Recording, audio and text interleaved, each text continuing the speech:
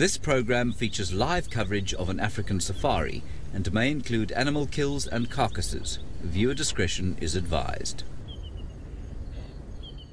Good afternoon and a very warm welcome to Windsor Woods Elementary from Virginia, as well as the Bridges from Canada, especially from the Milton, Oakville, Burlington and Georgetown areas. Welcome to Safari Live. We have got a young male leopard. He is about to hunt. We are watching him. He's just next to the watering hole. There's a nyala over there, a little bit too far away. Please send through your questions and comments with your teacher. Let us know what you'd like to see. We managed to find him. He's been sitting here in ambush, waiting for these animals to come down. But he is a young leopard, but he's showing a fair amount of patience, not giving away his position. He is a brilliant camouflaged animal, and he might try and get a little bit closer. There we go. There's the classic leopard crawl that you can see. Look how flat he is. That one animal we saw, the nyala, has got her head down in the water drinking, but we're going to keep our eyes on this cat. And this is 100% live, boys and girls. And I'm not going to show you my face yet because the action is over there. But my name is Steve and I'm joined by Fergus on camera. This is very exciting. They're a little bit jumpy. They haven't spotted him though. They just moved back a little bit. There's an impala behind the nyala. That's a nyala female. She's the one with the stripes and the big ears, and the impala male there with the horns. It's a little bit windy, so the scent of the leopard, he's been here for 2 days, is probably lingering, and they can't help themselves. They've got to come and drink. It's very important for them to drink every day, sometimes twice a day, for all the bodily processes. You'll notice that if you don't drink, you get very thirsty. And these animals have to come and navigate predators. Look at him. He is completely flat. But they can't see him, the master of camouflage. Now, this could be a successful hunt. It could also be unsuccessful. He's got a good 30 yards or so to be able to catch up to these animals that are very fast. They need to get a little bit closer to him for him to be able to be that explosive amount of power that will come out of his back legs. And there's also a little bit of a watering hole in between him and those animals. But we're going to stay right here. We're not going to go anywhere. Please do send your questions through with your teacher. Have you ever seen a live leopard hunt before? Okay, well, we're going to stay right here with this leopard, and if anything unfolds, he'll come right back to us. But in the meantime, I've got another friend out on drive, and he's going to show you something on the ground.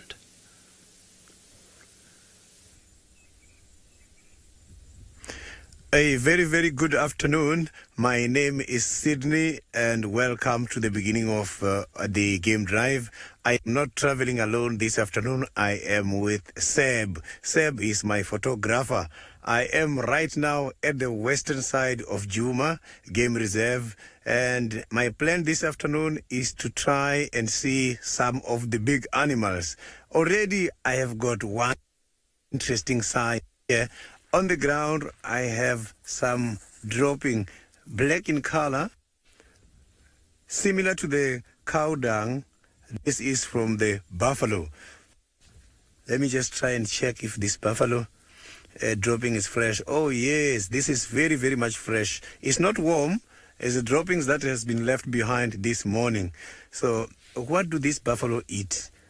They eat grass. They are part of the herbivores. Herbivores are the animals that feed on vegetation. And specifically, the buffaloes, they feed on grass, which means it's not dangerous for me to handle this kind of a dropping with bare hands, because the buffaloes don't eat meat at all. So the chances of seeing the buffaloes in this area, they are very there. The big head, according to the signs on the ground here, I can see there's quite a lot of tracks showing that it was not one or two, it was quite a lot of them they must be resting somewhere in these bushes, as the buffaloes prefer to rest during the daytime, and then they wake up late in the afternoon. I think about 3 is when it's good for them, and also at night you can find them trying to feed.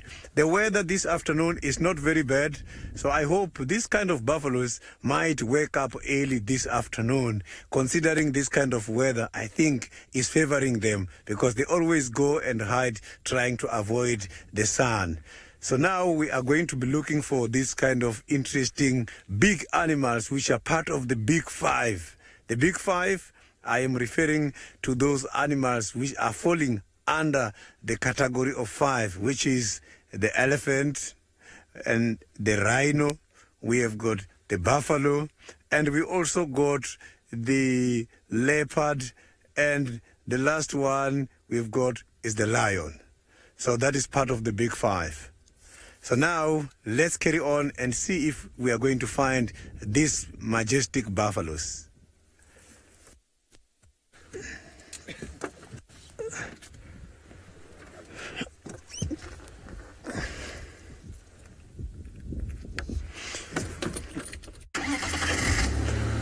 The weather is not bad, eh? So now let's go to Ralph. Ralph has got something to show us with regards to the interesting trees. Well, hello everybody, and welcome aboard with us out here in the bush, walking out on foot. My name is Ralph Kirsten, and on the camera I've got Senzo this afternoon. He's going to be walking with me and helping to keep ourselves out of trouble, because we don't have the luxury of going with the vehicle. We're out on foot. We need to be a little bit careful because there's lots of big and dangerous and scary animals out here, but we've been doing this for a very long time, so we know exactly what to do. Now, I know that Steve is with a leopard, and I've just come next to a tree that is perfect for leopards to go up and climb up into, right the way up the top there. They do like to take some of their food up there, because it's perfect for them to stay away from lions and hyenas, and so the lions and hyenas can't get up there, and it would be even difficult for me to get up there. Look how big this tree is. It's very big, don't you think? I would say that this is a perfect leopard tree. Now, don't forget to send us your questions through your teachers. Now, Ellie, you've got a very elephant name, haven't you? And you're asking if there's any elephants here. Well, Ellie, I'm going to do my best to try and find some. I can't hear any now, but we have seen some dung along the road, so we'll see if we can find them. If we can't find them, I will show you their tracks and their dung as well. So don't worry, Ellie, I will have a very good look for you. But I can tell you that the Ellies have been here, because what they do is with their trunk, they come like this and they push it into the tree, and then they eat the bark. How's that? They've got such big teeth that they are able to eat this bark, because for me, it really doesn't taste nice, and it's very hard as well. So I wouldn't like to be eating this, but the elephants, they really love to eat the bark, like this marula tree over here. But, well, I'm going to get on the road. We're going to start walking, start to see if we can get any tracks and find some signs of elephants. But while I'm looking for those big elephants, let's head you on back to Steve with our beautiful leopard. Yes, well, thank you very much. We have moved around. He seemed to lose interest, or should I say the other animals that were here moved away. And now he's gone back to his first prize, which is a little terrapin. He's got clutch there in front of his feet. He's probably been playing with that for some hours now. And every time animals approach to come and drink water, he just moves away. Now, the terrapin is very similar to a tortoise, except it lives in the water. And it's not a turtle, because it's able to take its head and legs back inside. Hello, Zachary. You want to know how fast a leopard can run? At a charging speed, a leopard can run about 45 or so miles an hour. That's pretty quick, but that's probably over about 20 yards, 30 yards, maybe 40 yards at the most. They won't go They won't go at that speed much further than that. That's why before I was talking about the camouflage, and they need to get as close as they possibly can, and then they launch themselves very, very quickly, and hopefully with their very sharp claws are able to catch on to the fur and skin of an animal. But if they're further away than that, then they don't have much chance. He's very interested. He's looking all over the place.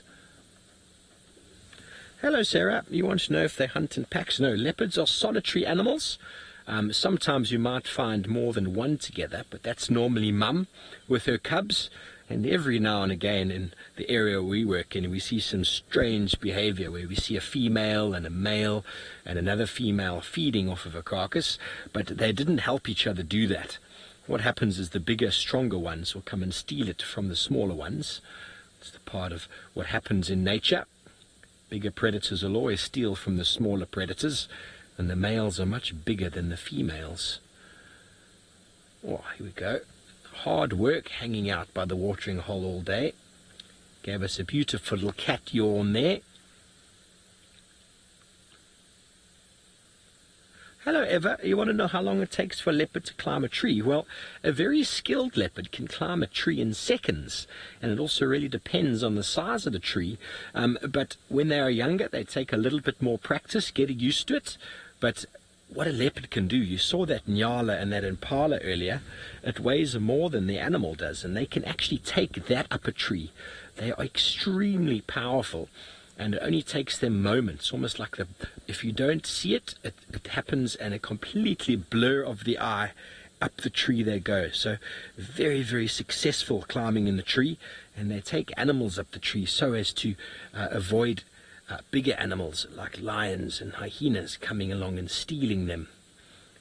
But he is having a look at this terrapin with its very strong outer shell, and he's trying to figure out a way, oh, good morning, to get inside, and I don't know how he's going to do that. That's a very big terrapin who's probably holding on inside, feeling very, very scared.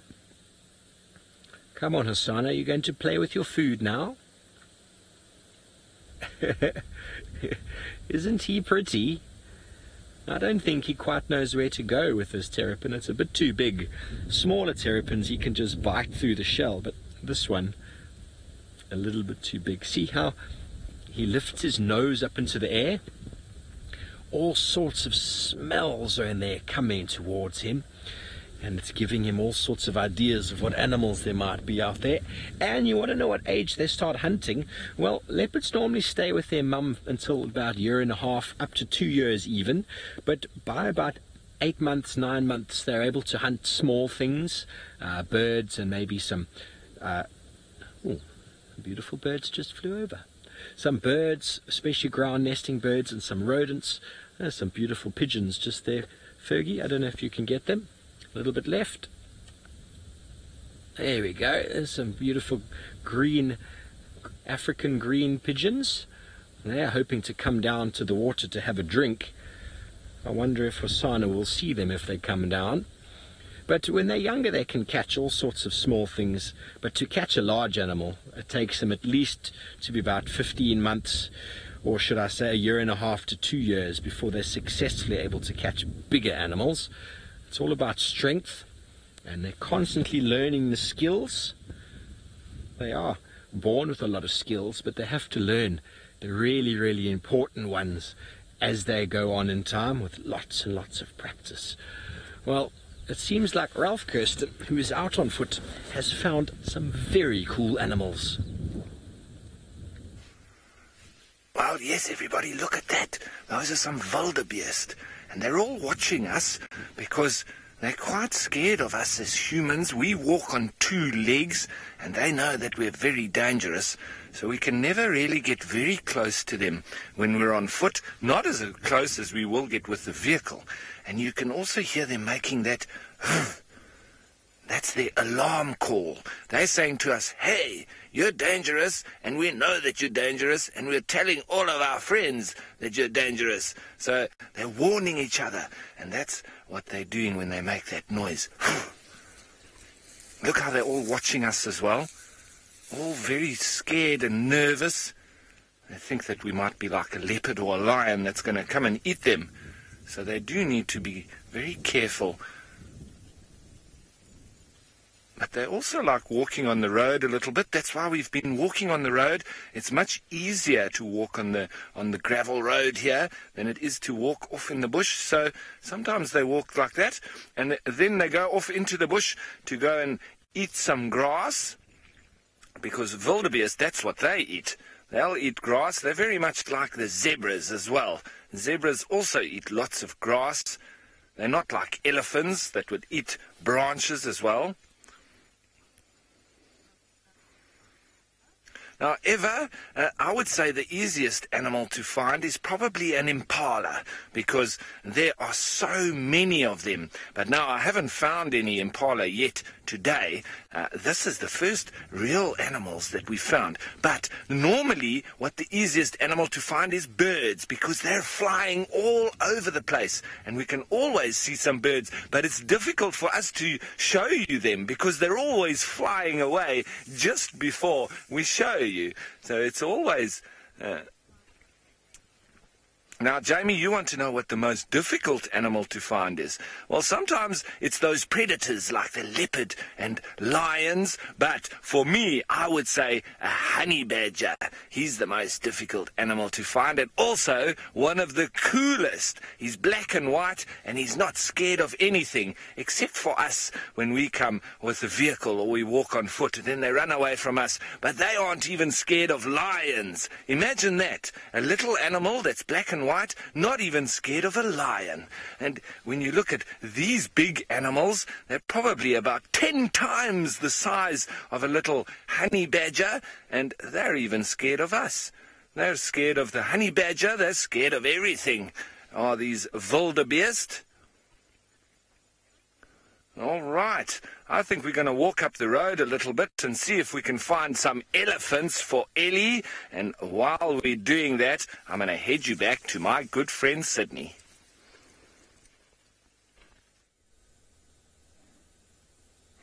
I am still the buffaloes. I'm looking for some of the assistance from some of the birds.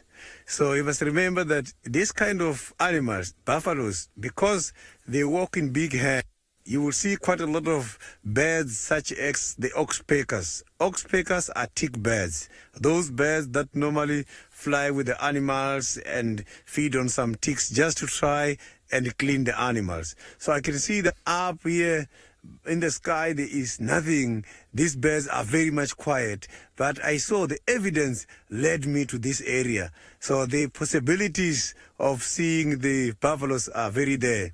However, I have got something very interesting to share with you this morning. This afternoon, this is one of the very interesting tool where, while staying in the bush, this is one of those trees that we use in order to brush the teeth.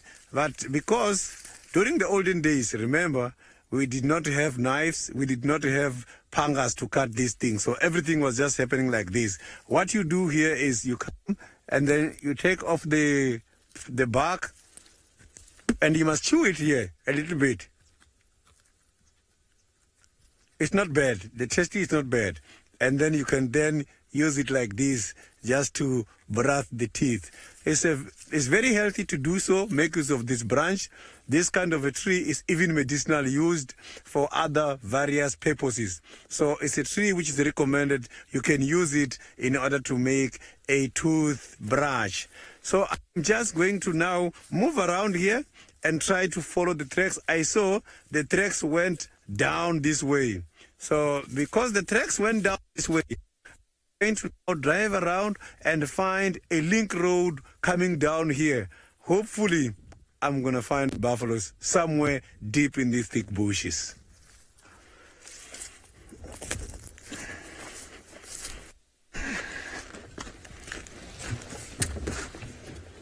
Oh, sorry. So I am back now by the car.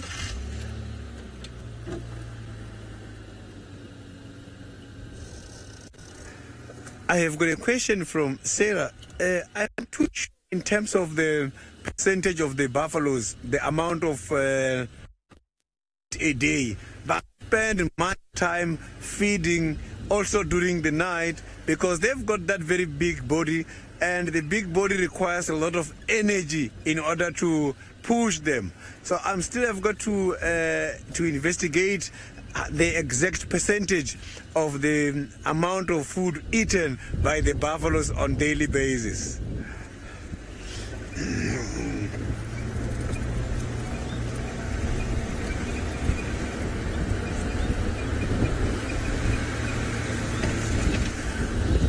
So let's now go to Steve. Steve has got to Hosanna. Yes, well, Hosanna moved away from his prize, his terrapin prize, and we watched for the longest time as the terrapin slowly popped its head out, and then with one final dash it scampered off back into the watering hole, and Hosanna had a look at it with interest for a moment, but then I think he realized the effort is far greater than the reward, and he's now just looking quite somberly back into the pan. It's gone, Hosanna. There we go. You can just see the nose in the foreground.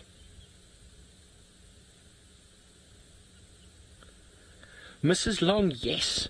Leopards don't really like water. I've seen leopards walking along when we've had a lot of rain, and the sort of rain starts flowing down the road, and it comes to these sort of river crossings across the road. And I've seen a leopard walk up to one of those river crossings and hiss at it with a complete disdain.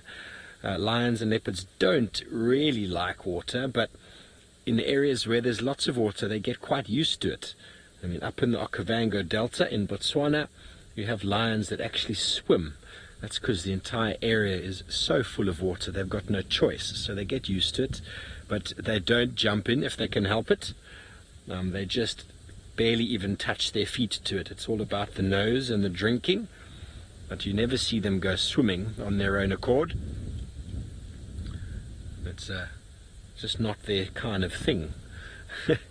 Even though if they did fall in, just like domestic cats, they would easily be able to get out the other side.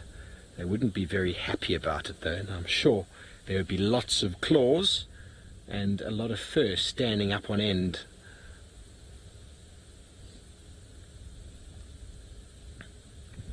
Okay, well, we were looking for him earlier, and we found him using this very special heat-sensing camera. It's like something out of the movies, isn't it? And you can see how warm his body is. We knew he was in the area, so we put the thermal camera out, and we saw him start moving, and that's how we were able to spot him. In the middle of the day, he's obviously a lot hotter than the area around. Oh, look at that stretch. How marvelous was that? There's the proper cat stretch. And by using the thermal, we can get to see all sorts of different things out here that we wouldn't normally see. So we're back with the normal camera as we see Hosanna moving. We're going to keep up with him. He's probably just going to go lie down in the grass. So let's just wait right where we are. He's moving just a little bit away from the water, hoping that other animals will come down to drink. Hello, Thomas. You want to know why leopards have spots? Well, have a look there, Thomas. He disappears if he doesn't move. The spots are all about camouflage, and if you don't know where to look, it is very easy to misplace the leopard. He is completely camouflaged in the thick bushes, and that is exactly what he uses it for, to get as close as he possibly can to his prey. And you finally get a look at me. Hello, my name is Steve, and I'm joined by Fergus on camera, and we're going to see if we can keep up with this very camouflaged cat before he disappears around the corner, because it's very quick that they can disappear. So keep with us. This is his third day here, boys and girls. His third day here. Oh, he's having a bit of a toilet stop. Normally after a bit of movement, they get a bit of a movement. Yesterday, Ralph had him sitting, I think, in one of these bushes here, and he was invisible. Completely invisible. So where should we go, Ferg? Should we try through there? Not sure where he's going to go, but he might be moving a little bit further away from the watering hole. Hello, Owen. You want to know how many cubs they normally have? Well, leopards can have anywhere from 2 to 5, but the average is 3, sometimes 2, depending on the age. Let's just move a little bit further forward. How's that, Ferg? A little bit back. Just got a little branch in the way. There he is, the beautiful little chief. Hosana means little chief because he's kind of the son of the king or the duke of the area. So he's the son of the chief. So we call him the little chief. And he was away for about 2-3 months. We really missed him. But he's come back in style. Oh, he has spotted something. You can see that by his body language, can't you?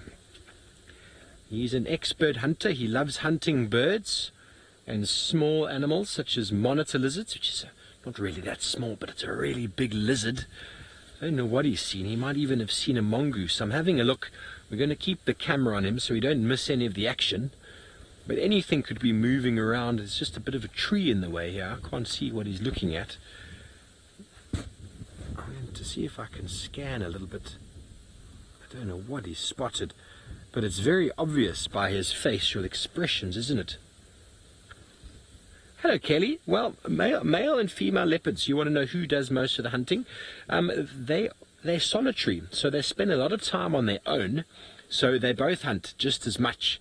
But what does happen is the males will come along and steal from the females because they're much bigger. Oh, is that branch still in the way, Ferg? Should I move back a touch? Because they're much bigger. They can steal the food, but they'll both catch equal amount of food, purely because they both get just as hungry, and they are very, very good at hunting. But even though they are so camouflaged and such good hunters, he's getting annoyed by flies. Can you see that? Lots of flies out here, and when you smell as bad as a leopard does, the flies get attracted to you because they hunt, they eat meat. They don't have the same sort of face and hand wash that we have. You know, once you've had a lot of meat, maybe spare ribs or something, you get it all over your fingers and all over your face, and you need to go and wash. Now, leopards aren't able to do that, so that smell stays. That's the smell that the animals are smelling, the smell of death, and the flies quite like it. Hello, young lad. What have you spotted in the long grass there? Can you see by his body language that he's definitely showing us that something is of interest there, but it might be just a little bit out of reach. I still haven't seen it. As soon as I do, I'll let you know what he's looking at.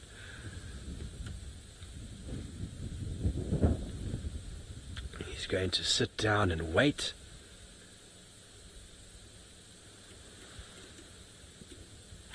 Hello, Sam. You want to know the biggest thing a leopard will eat by itself? Well, we've seen leopards with young giraffe. Incredible. Young giraffe can weigh maybe more than 200 pounds, and then they take them up a tree. I don't know how, but I've seen that before, and it's really, really incredible. But then also, sometimes female kudu can get caught by a leopard. Sometimes it might be luck. Sometimes it might be just a little bit of too much skill. But generally they don't go for larger animals than that because they can't get them up the tree, and by the time the night comes, the hyena will definitely find the smell and they will lose them. So they generally like much smaller animals, nyala, impala, duiker, all these small antelope that we get, and because they can take them up the tree and feed on them for days and days. Sometimes he actually caught a young duiker 2 days ago at this exact watering hole at night, and he sat up in the tree feeding on it until there was nothing left. But he hasn't left. He is still here, and I have a feeling when you come back he'll be right there as well. And seems like Ralph has found one of the most magnificent creatures in the area. Well, Steve is absolutely right. And what I'm standing next to here is actually alive. It just looks like it might be some soil, but it has been made by some termites. Now, I want Senzo to show you guys very closely here. You can see all these little, tiny little pieces of sand and stones that have been brought in here. These are the termites, and that's how they would have built this piece by piece. And each one would have been brought by a different termite. So it is amazing how they've built this massive structure, and we call this a termitaria or a termite mound. And what they're doing here is they're actually making a very big chimney, because below the ground they are growing mushrooms, and the mushrooms helps them to eat the grass that they need to feed on. So it's very important that they have this partnership. So the mushrooms and the termites, very, very important out here in the bush, because look how they make this massive structure as well. And leopards, they can like to go up on top of these sometimes and look out and see if they can see any animals. We also have mongoose that will go inside here and make a little home for themselves. We have the aardvark, or the ant bear, with a very long tongue that comes to eat all of these little termites. And you know, the termites, they're actually quite tasty. They taste like peanut butter. So if you ever see a termite, you should actually try and taste one. Because if you were stuck out here in the bush and you didn't have any food, you could take a little termite and eat that, because it will keep you alive for a long time. But they're still very important for all the animals out here, not just the leopards and the aardvarks, also the mongoose, who makes their home inside this termite mound. And you know what? When it's very cold in winter, you can come up on top of these and find out where one of their little holes is, or their chimney, and you can actually make your hands warm, because it's very hot below the ground where these termites are. So that's very interesting, isn't it? But look how big it is. It's huge. And as we go along, we can see a lot of termite mounds. This one isn't even that big. They get 5 times as big as this. So this one is actually quite a small one. But, well, all the animals use these termites out here, and very, very important for the bush. Now, there's been a question, how many termites does it take to make a mound? I would say more than 100,000 termites, sometimes even up to 1 million. It can be as many as that. And they only come out of the ground at night, because they will get sunburnt by the sun. So they're almost like hippos, hey, because hippos go in the water during the day and they come out into the bush at night. Well, the termites are quite similar to that as well. They'll only come out here at night because they get sunburnt as well, just like the hippos. So, but on a day like today, there's not too much sun around, because it's a nice winter day. There's lots of clouds, and so I've even got my jersey on. It's rather chilly, and so the hippos and the termites are quite happy. But there are lots of other big animals out here, and it seems like Sydney has found one of them.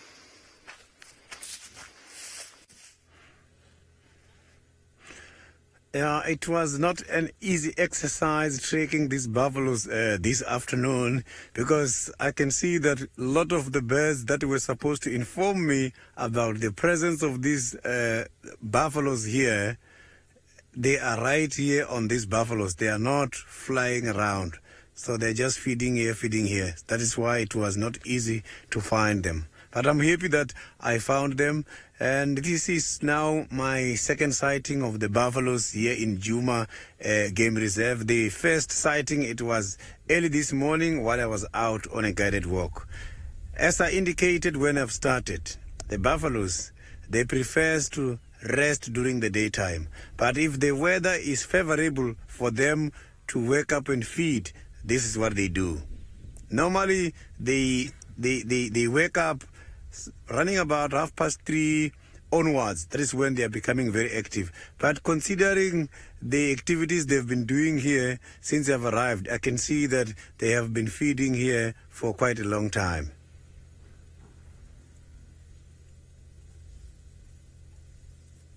Now, some of the calves are calling. So a group of buffaloes together is called a troop. It's also called a gang of buffaloes. So these animals, they have got a very interesting social behavior. When they're under attack, they try by all means to protect each other. And they've got very good sense of smell.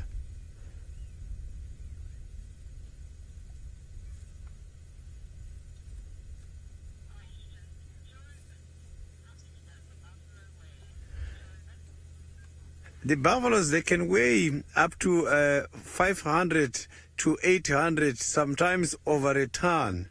That is depending on the environment where they are. So they can weigh a lot.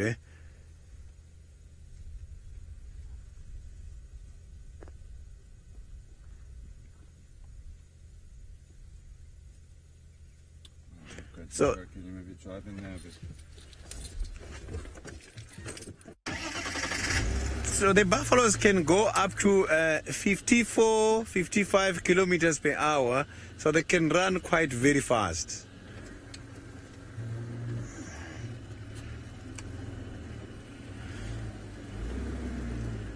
So I just want to try and see if we can have a better visual.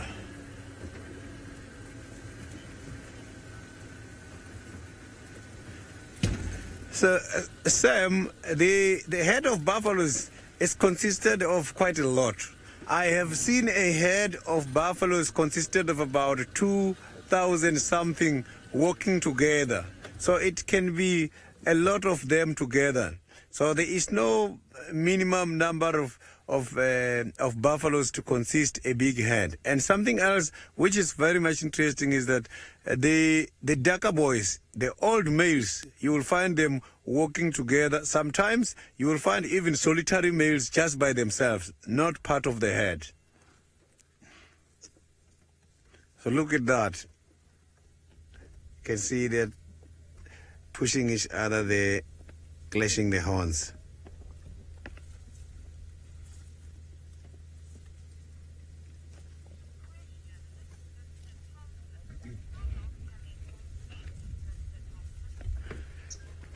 Mr. Thompson, I am not too sure in terms of the size of their horns, but they can grow, they can become very wide.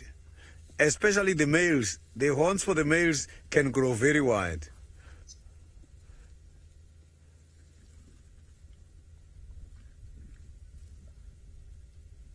Beautiful.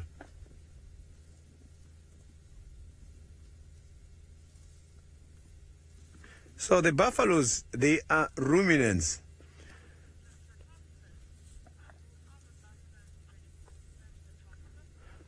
Mr. Thompson, the buffaloes, they get predated by the big cats such as the lions.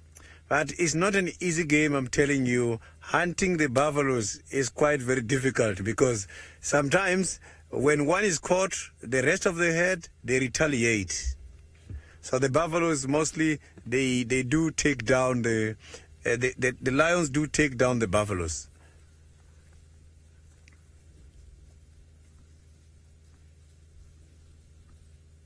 So these animals, they wake up this time and they collect quite a lot of food. They don't digest this food now as they're eating. They will find time, they will have spare time, they will relax and then chew some cud.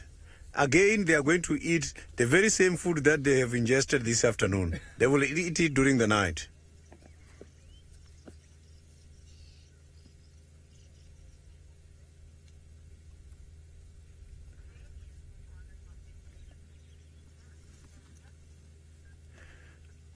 I didn't get what Daniel is wondering about.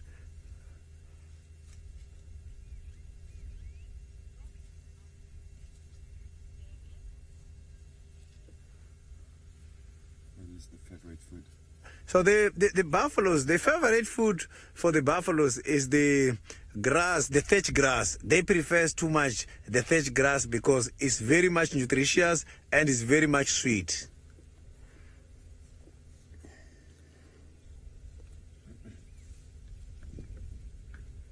Oh, look at that horns, eh? That is very big.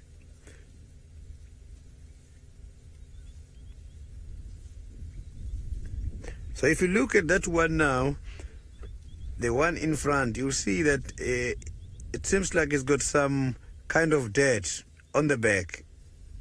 You can see that these animals, they also do the mud wallowing.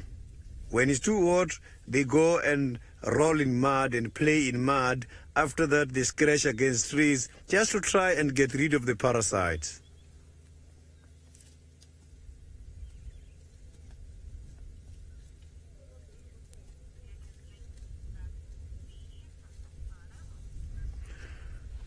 Let's now go back to Steve with Hosana and see if maybe there is some other things taking place there by that sighting.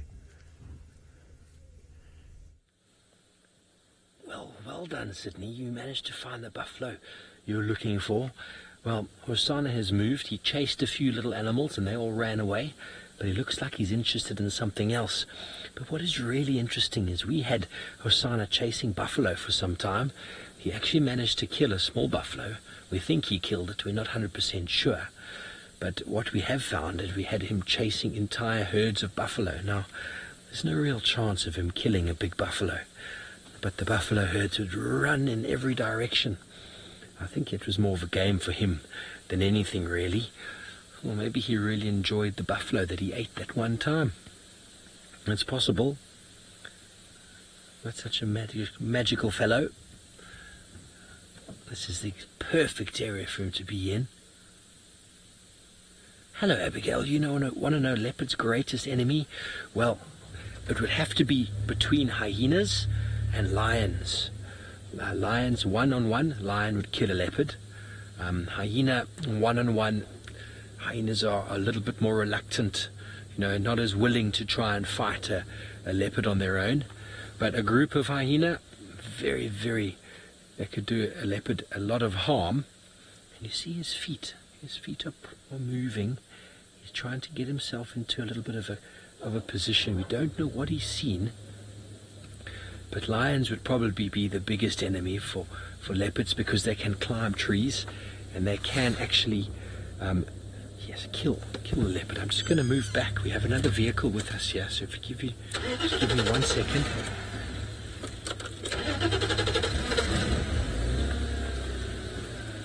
Okay there, Ferg. Okay, we just made a little bit of space there. Did I move out of picture now? Sorry, I couldn't see him. There he is.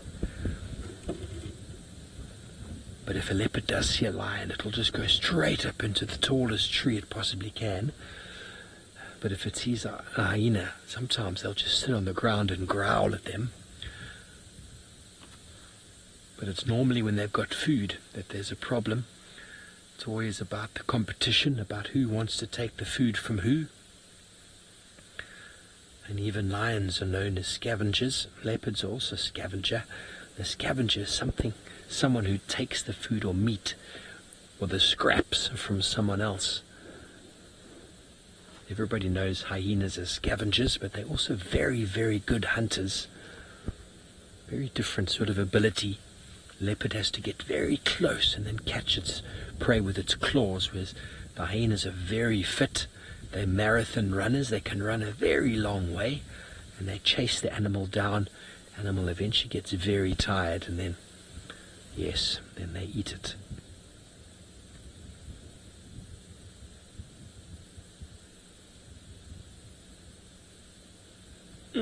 TJ, you want to know what the bite force is of a leopard, and I'll be honest with you, I have absolutely no idea. It is not as strong as a hyena, and probably not as strong as a lion, so it'd probably be third out here. Hyena first, lion second, leopard third, and then cheetah would definitely be lowest on the rung. So I'm sorry, I don't know. Do you have any idea the bite force of a cheetah, of a leopard, Ferg? No? Fergus doesn't know. I'm going to have to look that up for you. But it's not just the biting that the leopard does. They've got very sharp claws and that is probably their most dangerous weapon, is their claws. Well, boys and girls, from all of the schools out there, the bridges, from all of those wonderful destinations in Windsor Woods, thank you for joining us this afternoon, for your lovely comments and questions. I hope you enjoyed the 2 of the big 5 we managed to show you. And next time, please make sure you join in and be as enthusiastic as this time, and have a beautiful day. And on that note, we're going to be crossing back over to Sydney with this big buffalo.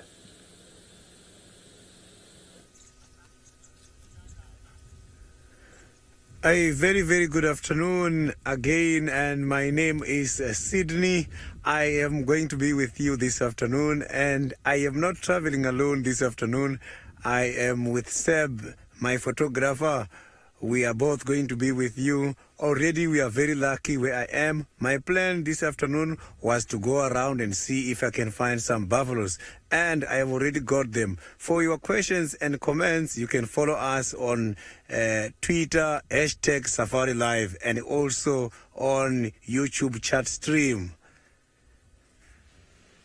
Look at that. This is one of those animals which are very much difficult to find. As I can see, they've got some little babies here. So the gestation period of the buffalo is approximately 12 months. It's almost a year. So the babies, they can come at any time of the year.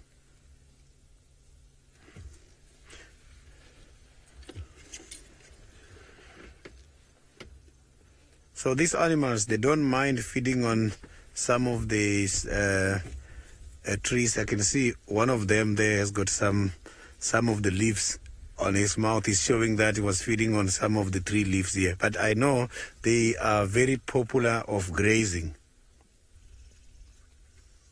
I have seen buffaloes eating the mopani trees before, and I was very much surprised because it was the first time, and it was somewhere beginning of 2018. I was in Kruger National Park for a visit, and I was surprised to see them feeding on some of the mopani worms.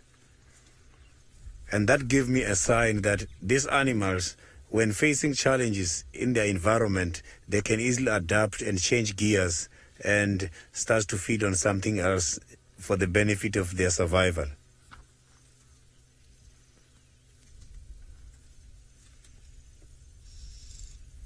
They are very much relaxed, not disturbed by anything. And this morning, I was on a guided walk. In the very same area, I saw some 2 fresh tracks of 2 male lions. Buffaloes, they do attract predators such as lions, because if you can check, the lions, they walk in pride, and they always target big animals so that everyone can get satisfied in the pride.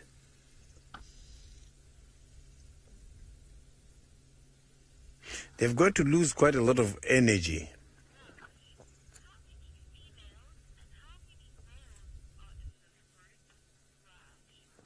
Rush is quite a very big head, and to count is not very easy. But I can say, from what I'm seeing, there is quite a lot of females than males here. I am seeing quite a lot of females than males. Not too sure of an exact number, but it's quite a lot of females and the males. I think this herd is consisted of about, let me try to count from this side.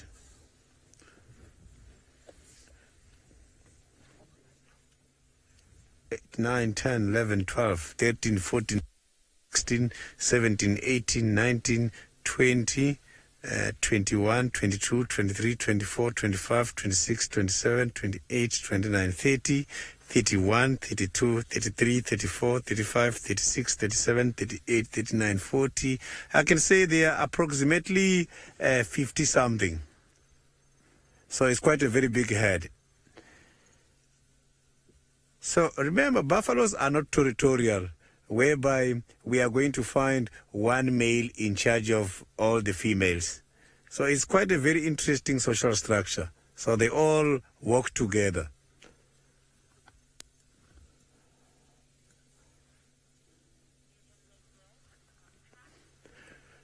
Yeah, let's now go to Ralph. Ralph is showing us some tracks on the other side.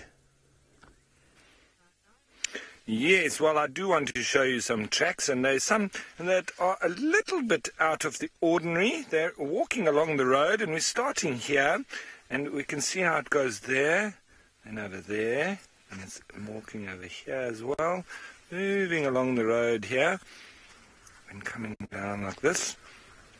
Now, this one over here does give us quite a lot of detail, and it's quite clear that there's a little toe there, toe there, toe there, and there. And then something maybe going out the side, but then there's another foot over there. So this one here looks like the front foot, and that potentially the back foot over there. So, anybody got an idea of what this might be? Send your answers to #SafariLive on Twitter, and let's see what you guys think. There's another one here, also front foot, back foot, and here too, very clear as well. And while you guys are thinking about that, I want to bring Senzo back here and show you a different track altogether. Careful, don't stand on those tracks there, Senzo. Here, this one here. This is obviously quite different to the one that we were just looking at. And I'm going to circle it there. So, we're looking at a very clear track here. Looks like it has direct registered. And what does that mean? If I do this in the soil, if I put my hand like that in the soil, I have now made a register. So my hand is registered in the soil.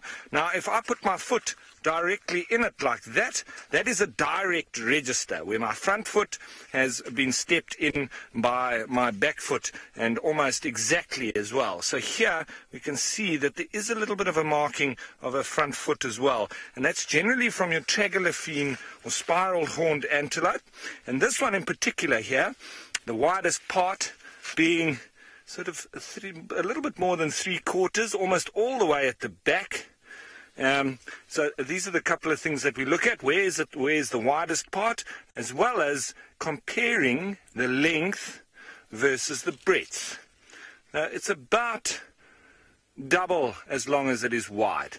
And some tracks you'll find are as wide as they are long, for instance. But this here being a Nyala track, where you can see also the toes are very sort of pressed together, but they're not as flat-toed as kudu may be. So this, I'm almost 100% sure, I would say 99% sure that it's a Nyala, but it could, and that 1% being my little feeling that it might also be a female kudu. But I would go with the Nyala. What we do with tracking as well, we also try and prove ourselves right. Don't prove yourself wrong. So I would go with a positive affirmation that that is an Nyala track. And not maybe a young male, it's not a massive Nyala track. Now, it seems like there are some answers in for these tracks here. Sarah, you say honey badger. Sarah, that's a good guess. The only thing is with honey badger, it's they've got 3 very long toes and with nails at the end. And Paula, you say aardvark. Also not the right answer. Aardvark have got three very distinct toes like that. If I had to take my pinky out, if I had to cut my pinky away, they've got 3 very big toes like that with massive claws. And here we can see definitely 1, 2, 3, 4 at least toes going straight forward. Now, Courtney, you're getting closer. You say baboon. Let's just look at a front foot here. It looks like these front feet are all still quite V'd. So it's going to leave us with Right, Lynn, you have hit it on the button. This is indeed vervet monkeys. And what the difference between a front foot of a baboon and a front foot of a monkey? The front foot of a baboon makes a very clear B at the back of the pad, and the vervet makes a very clear V. V for vervet, B for baboon. So this was a little pervert that was walking along the road here, and he left his tracks for us to find. And so that is great. Well done, and thanks for getting involved with that. Let's head you back to Steve following Hosanna.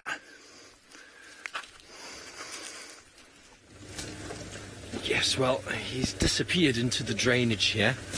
We're trying to see if we can find him again.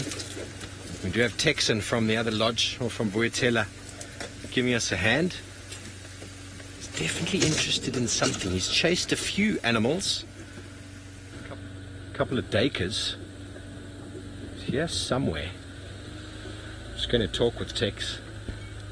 Still no visual on my side, Tex.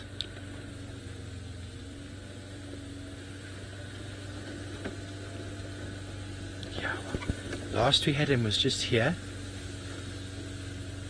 Could be stalking up on something and we wouldn't even know it.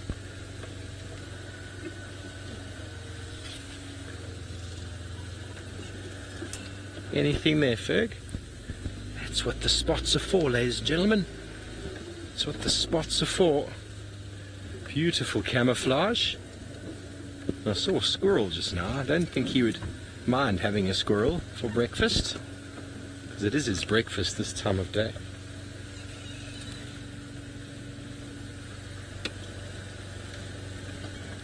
Confirm you saw it?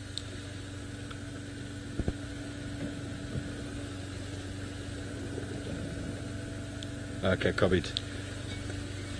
Here, Fig, here he is. I've got him here. He's just going mobile towards the road.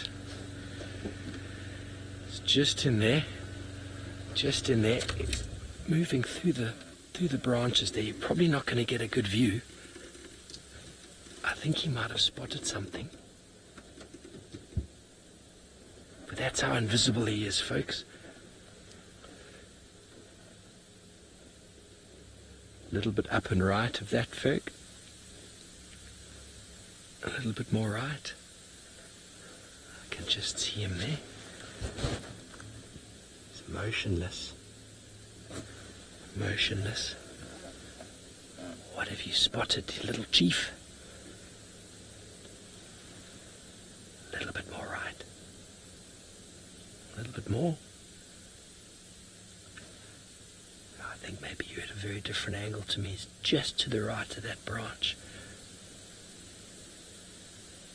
And up a bit. Yeah, he's in there. I can see him. Here we go. You can see the spots in the middle of the screen. Oh no, that look like spots.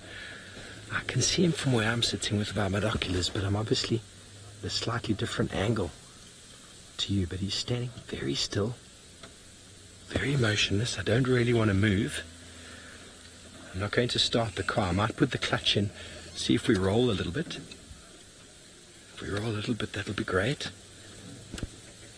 Just get a nice view of him without making any noise. There we go, Ferg, that small branch at the back there. Can you see him just at the base of it?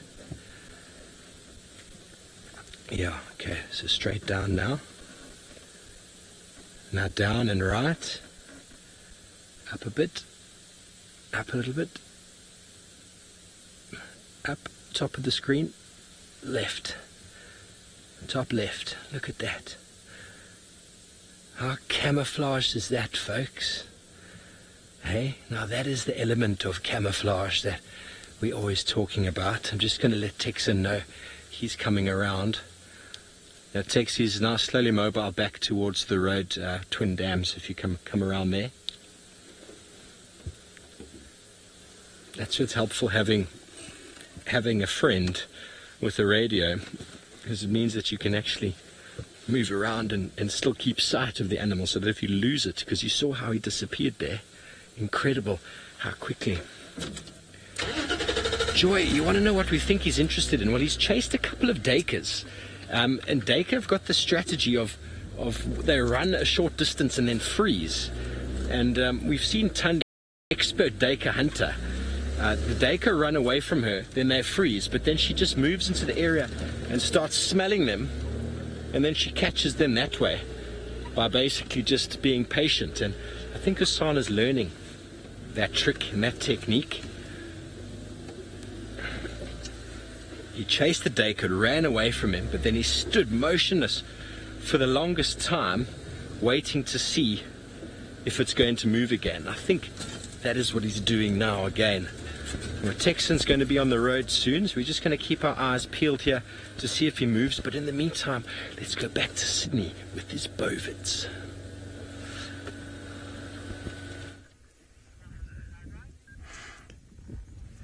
The sighting is still very interesting here where I am.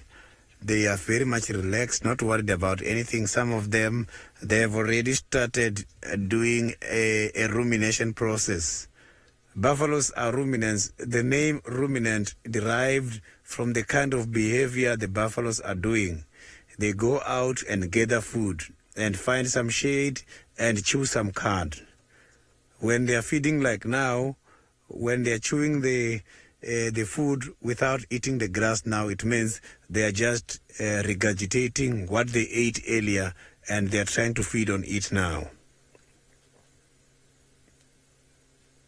So the horns can grow up to 100 to 150 centimeters.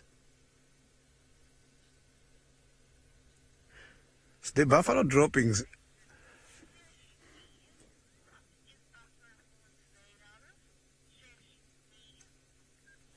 Cheshni, the buffalo horns is made out of the bone and the keratin. So that keratin is very much hard. I know a lot of people, they do get a confusion between a horn and an oxycone. If you look at the giraffes, for an example, what you see on giraffe is not specifically horns. It's something called an oxycone. An oxycone is consisted of a bone and a keratin. Here, what you are seeing now is a bone and a keratin. Oxycone is a bone and a skin.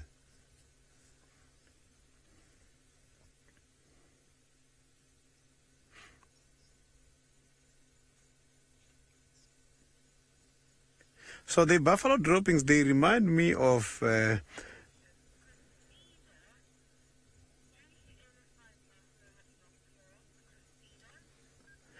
I haven't seen a buffalo like that before. The buffaloes, all of them, you will find them with horns. It's just that the males, they've got big horns, they've got big balls. The females, their horns, they look different.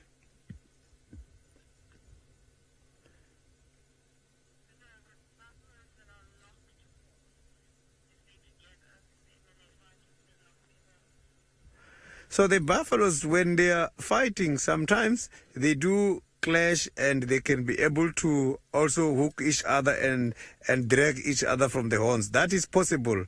When they are fighting, they just don't care. They just want to click. And sometimes when pushing each other, you will hear the horns, and the horns, when the other one is reversing, other one trying to get more power, they will be just locking every time, but not locking for a long time. They just lock a little bit as they're pushing each other. Unlike the kudus, whereby when the kudus are locked, one of them, chances of losing a horn are very high.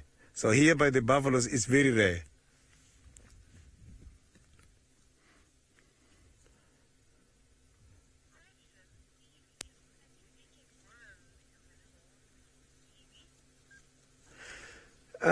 I am not too sure if the buffaloes got some worms in their horns, but some of these animals, like what I saw on wildebeest, when you open the skull for the wildebeest, you find some worms inside. So the buffaloes, some of these insects which lays their eggs inside the nose of the antelopes, they don't win a lot when it comes to buffaloes, because they can be able to easily sneeze out the parasite their nasal passages are much greater to blow some of these insects.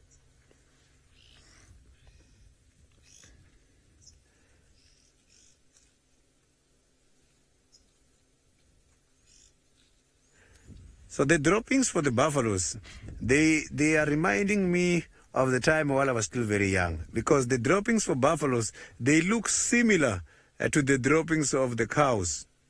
When I was still very young, I was staying in one of the huts, and the floor, it was not plastered. We were using the cow dungs in order to do the floor. And these cow dungs and buffalo dungs, they help, because they can be able to help you against things such as sinus. If you inhale the fresh droppings of cows and the buffaloes, they are going to help you when it comes to the problems with the sinus and the blocked nose. Let's now go to Steve. Steve is still after Hosanna on the other side. He's behind my car. He just came right up to my leg and said, "Hello, Steve." Here he is. He just chased a scrub hare out of the bushes. Sorry about the back of the car. We can't do anything about that. He has decided to walk directly behind us. He's going to go say hello to Phineas there. Give his foot a smell. He's definitely hungry. See how he's moving. Tried to catch, and he did try a little attempt on a squirrel before. We weren't able to see it, but Texan was watching him. He tried to catch a squirrel. Anything that moves, really, ladies and gentlemen. He walked through the little gully in front of me, and there's an old impala skull there, and he gave that a whack with his foot. He's such a cool cat. You just see the tip of his tail now. If it wasn't for that, he would be invisible, wouldn't he? Well, he's going to make us earn it this afternoon. He's going back into the drainage. He's chasing a squirrel. What's he chasing? Scrub hare, possibly. Just see him moving in there. Come on, we're going to have to move. I can still see him. He hasn't really made up his mind what he's going to do. You can see Ferg's got him looking down into the drainage. There's all sorts of small animals moving around. We're not really even able to see them ourselves, but with his leopard sensors, they're all popping up for him.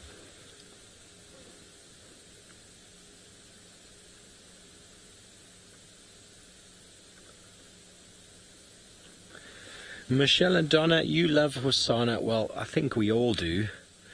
I know I got a lot of feedback on Twitter the other day when I found him, and there were just tears. There were tears from everybody. No one really had much to say apart from the fact that they love him and they have tears, and what a special thing it was to have him back. And this is his third day in a row at Vuetela watering hole, so he's definitely here to stay for the while anyway. And there he moves. So now we're going to have to go.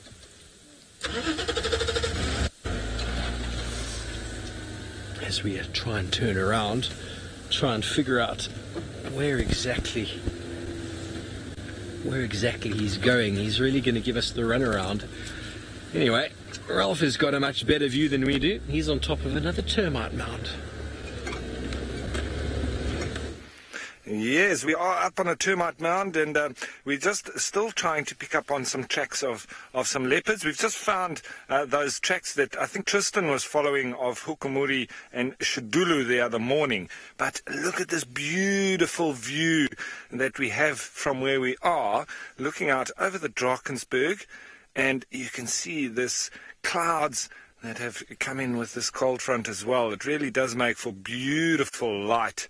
Especially as it starts heading towards sunset, as you get that crepuscular rays just poking through the little holes in the blanket of clouds. And then panning across, as you start to look at the bush, you can really see how things have changed now into full winter, with us being able to see through the vegetation quite far, as opposed to in summer when it's very vegetated, lots of leaves, and also the color has totally changed into this real brown drab sort of color as well.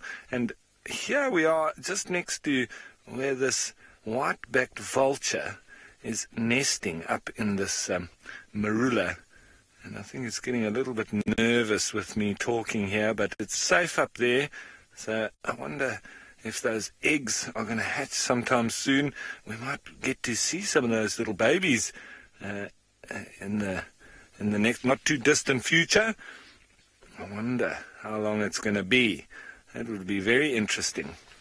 So we're just up on top of a lovely termite mound here. I always love getting up on top of these termite mounds. We often find lots of mongoose droppings, and this termite mound here is no different.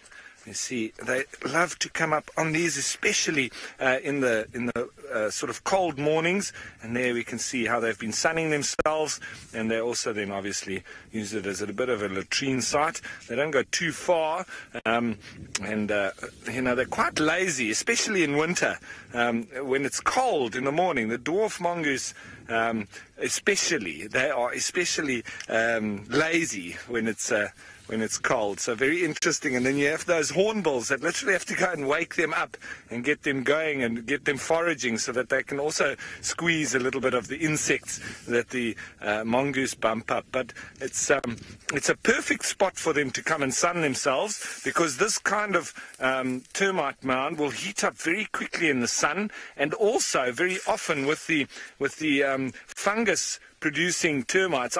Even over there I can feel it's rather warm now, because they'll keep that at about between 36 and 38 degrees centigrade below the ground. So it's often a perfect little heater, not only for us, but more naturally the mongoose. I mean, you can see these holes here, how he's actually being around this particular hole with the heat coming out of it.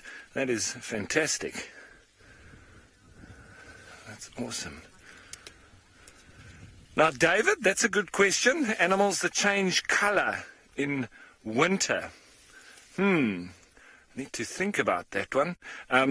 Well, the one animal that I do know that doesn't occur here, though, the Namaqua chameleon, they'll, in winter, when it's a lot colder, they'll obviously be turning themselves quite a lot more black so that they can absorb the warmth. And in summer, you often find them, they're mostly white because they're reflecting the heat. But they can do that on a daily basis as well. Even in winter, they'll be black in the morning until the point when they've heated up quite a bit, and then they turn white. So the chameleons here, they don't quite change as much color as those Namaqua chameleons, which are much bigger and also live in the desert, also more terrestrial. These flat-necked chameleons, they're mostly green, and they sort of just change color around the neck area, and they don't totally change their color like those Namaqua chameleons.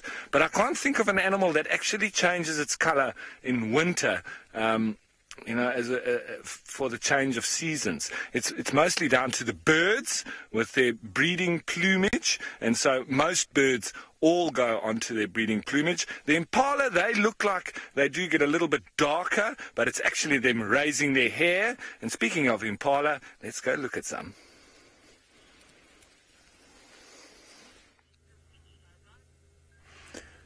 A lovely impala sighting with the reflection of the sun. The one we are seeing just now, that is the female. So the females, they don't carry horns. Males, they do carry horns. And if you can check there's some males not very far. So the social structure of the impala is called a harem. A harem is whereby you will have a male in charge of several females. But these males, they've got to collect their females from the beginning of January, but the breeding season starts by May. There you will see them chasing each other, making noises such as you can see they're looking at me. That is called to rat. It's where this ratting is coming from. So let's look at the body coloring of these impalas versus the body coloring of the buffaloes that we saw earlier on. Impalas, they've got dark brown on top, they've got light brown on the side, and white on the stomach. You will see the impalas active almost every day during the day because they've got different colors which helps them to adapt harsh temperatures. Harsh temperature, I am referring to adapt the hotness of the sun. If you check the buffaloes, they are just black everywhere. The black color and the brown colors they've got, it absorbs too much heat. And for them to reflect the heat or for them to reduce the amount of heat from the body, they must have to go then and hide deep in the thick bushes so that they can rest there. These ones, they are absorbing and reflecting the heat at the same time. The impalas are very much beautiful. Look at that pupil. So look at the eyes.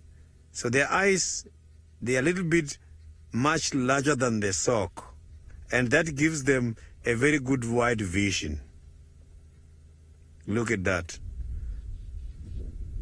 So these animals can be able to see very, very well. So impalas, they are grazers, but they do rarely browse.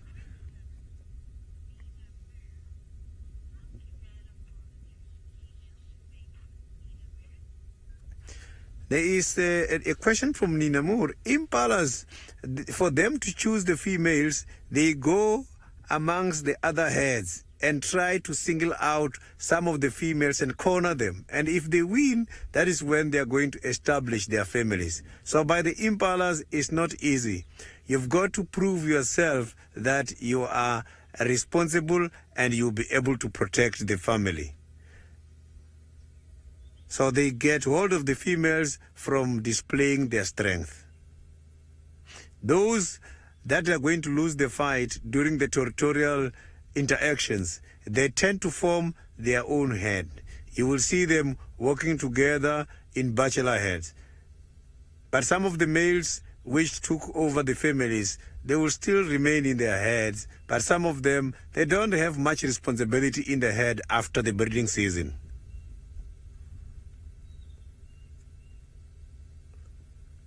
Quite a beautiful animal.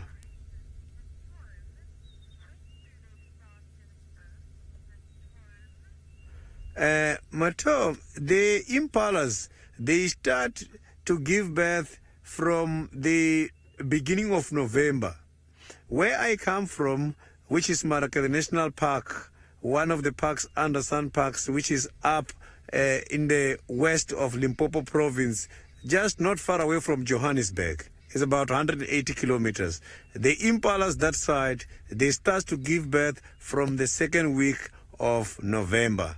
But here, down by Juma Game Reserve, I'm not too sure when they're starting to deliver, but I hope maybe the time might be more or less the same.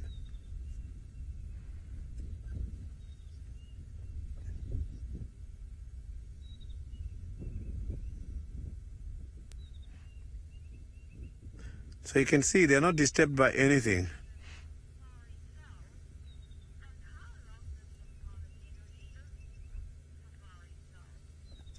Yeah, the impalas, they can live up to 15 years. These are very small-looking animals, but the life expectancy can be very high. The problem is these impalas, they are an easy target when it comes to a lot of cats. A lot of them don't reach that stage. Predation is too high after the impalas.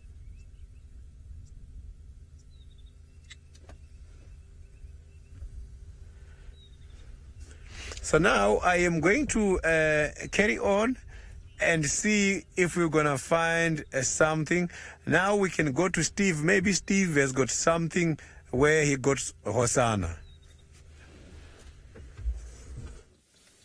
Yeah, well, we did find him again.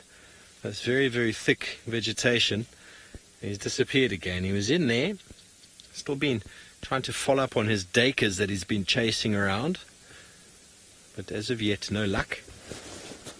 What last we had was him moving sort of away from that little Tambuti grove. Okay. But I've got no visual here, Tax. Do you have him?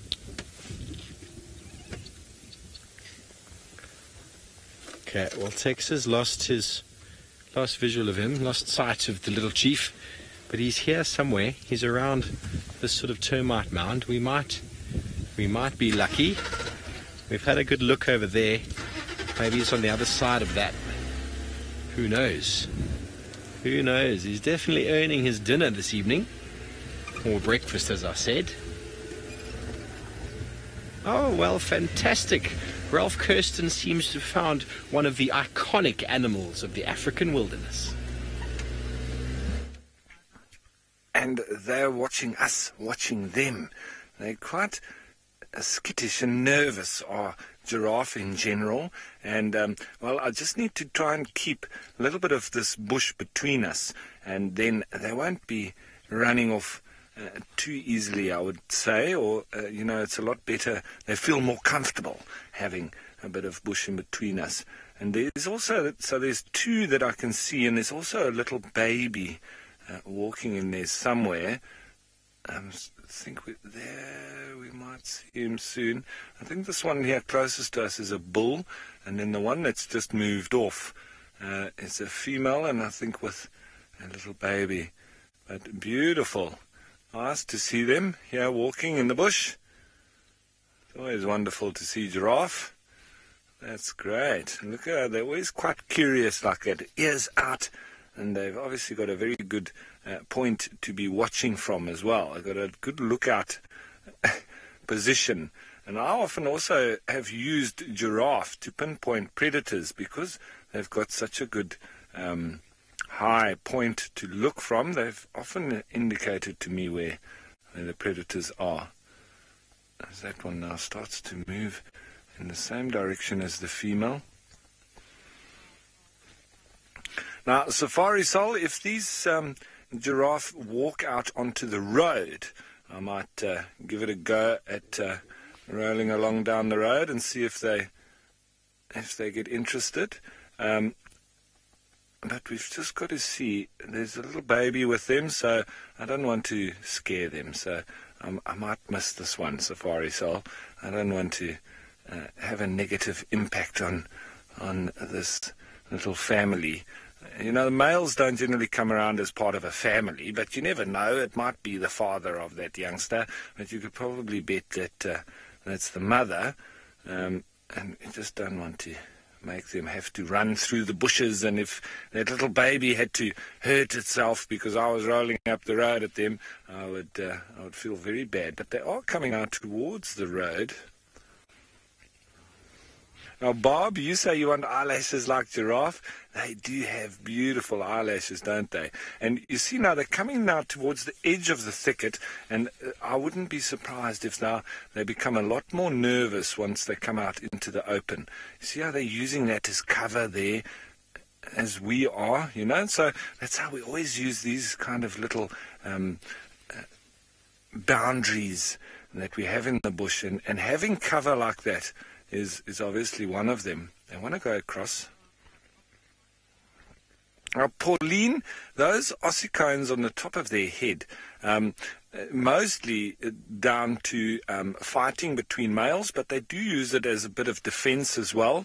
I'm not quite sure in the evolutionary path if they used to have horns.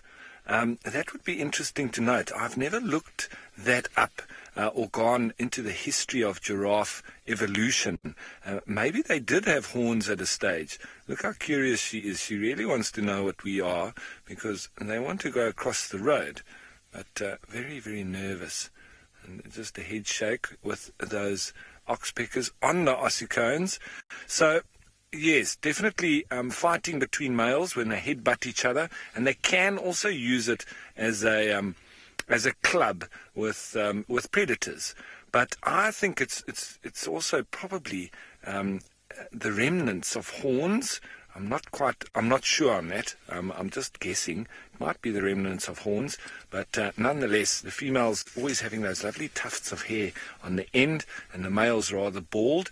Oh, it actually looks like it might be two females. In fact, a nice and light colour as well. They're not very dark, so that means that, you know, as they age, they do get a lot darker. But these have got wonderful markings on them. They're very pretty, but very nervous. Look at their heads. They are very focused on us, and beautiful eyelashes, as you say. They're now really waiting for us. And the little baby, I can just make him out there. Looks like it's having a scratch. Its head comes back up now. He's also trying to see us through the bushes. He's probably already taller than us. They are really gentle giants, huh? The true definition. And very scared. To the point where I often get quite irritated that they're so scared. And I often think, come on, just man up. But that's just the way of giraffe.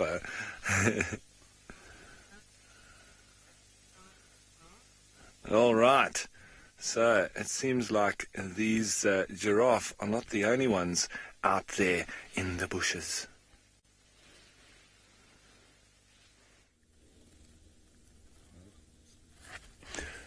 Now, my next move is to go and look for the lions. I have already picked up some 2 tracks of the 2 males heading towards the western side of the game reserve. What I want to try and show you here is how these cats can camouflage. It's very easy to pass these cats when they are lying down next to these rows. So look at the color of my cap and the color of my jersey. It's not easy. Anyone can just pass me here, not seeing me. So now I am going to work very hard to try and one of the all means and see if I can find the lions. So the tracks, I saw them early this morning, but I still hope I'm going to find them. Why? Because they don't travel too much during the day. They are also one of those lazy animals which prefers to sleep from past 8, 9 o'clock. They are resting, and then they will wake up when the temperatures are cooling late afternoon. So let's see if maybe we are going to be lucky and find them. So they are just the same buffaloes. It's those animals break a bit and come out afterwards.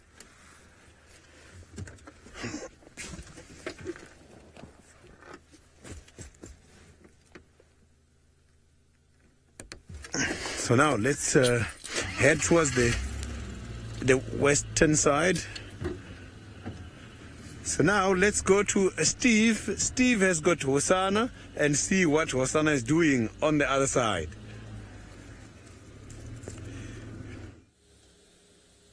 Well, we found him. How we found him, it's very difficult to really understand. But there he is. He's on top of a bit of a mound. Not sure if this is an enormous termite mound or if it is just part of the river and the erosion that has taken place in and around it. But he's perched on top, very interested in all sorts of sounds and movements, giving him quite a nice bird's eye view, as you will, of the surrounding riverine area. And there he is. He is absolutely gorgeous, isn't he? Now, how we would have found him if we hadn't been following him with 2 vehicles to this point would be near impossible. Near impossible. Even the tracking of the way he's been moving would have been very, very hard. So very fortunate to have found him early on. Those of you who are watching the show around the beginning, we kind of knew where the last place he was left, but the dam cam lost him at some stage, and we decided to put the thermal camera on, and he just sleeked out of some very, well, it wasn't very long grass, but he disappeared in a small little clump. Just unbelievable. I find it incredible how these cats can just disappear like that. Some Franklin just down on the other side. I think that's what he's looking at. Michelle, he is so cute. The gorgeous Hosanna. He's such a character. I just love his attitude. I love the way he is. And I love his nonchalant behavior. I mean, I know you didn't get it, but as he walked past us earlier, he found an impala horn. He was just swatting and he took a bite at it. And he's still very playful. He's still a very playful cat, which is what I like a lot about him. He's just repositioning, being out in the bushes here, not in the rivers, the sandy river. There's always thorns and sticks and things that prod into the side. But it was quite interesting when we were with him earlier and he moved away from Vuatela watering hole. He climbed up onto the dam wall, and as soon as monkeys spotted him in the distance, monkeys around Gallagher and Vuatela Lodge, they spotted him and immediately he sleeked away. And then it took a little bit of doing to try and keep up with them. Because as is what happens with these cats is once they've been spotted, they generally sleek away and disappear into the thickets.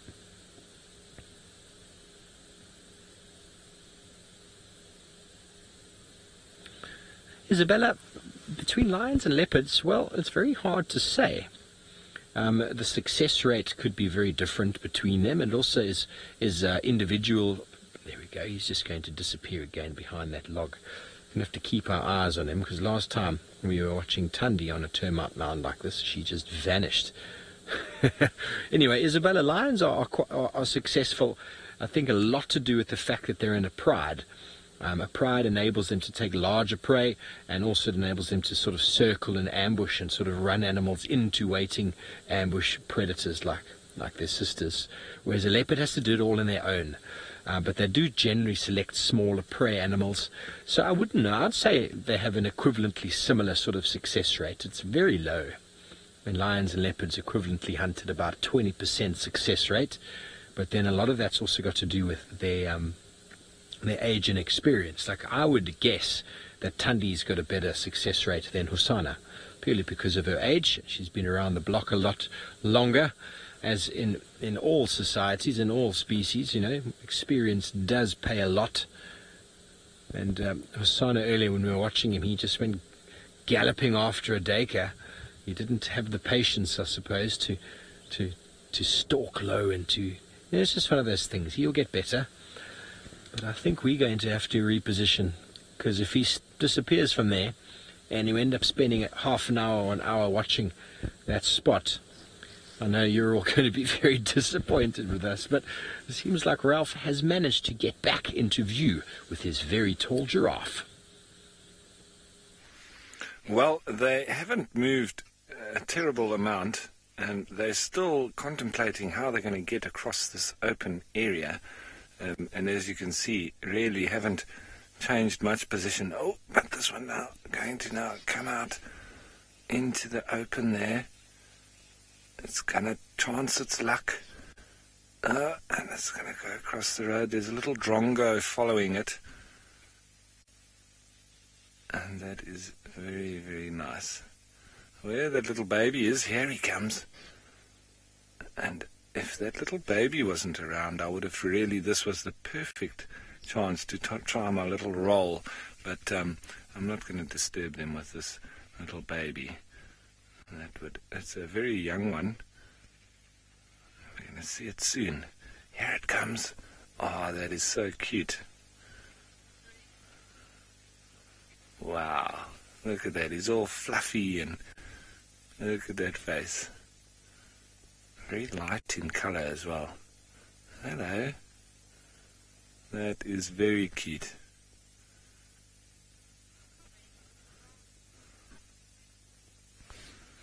Giraffe girl, you say absolutely gorgeous. It is indeed. I wonder if he's going to get a little run going.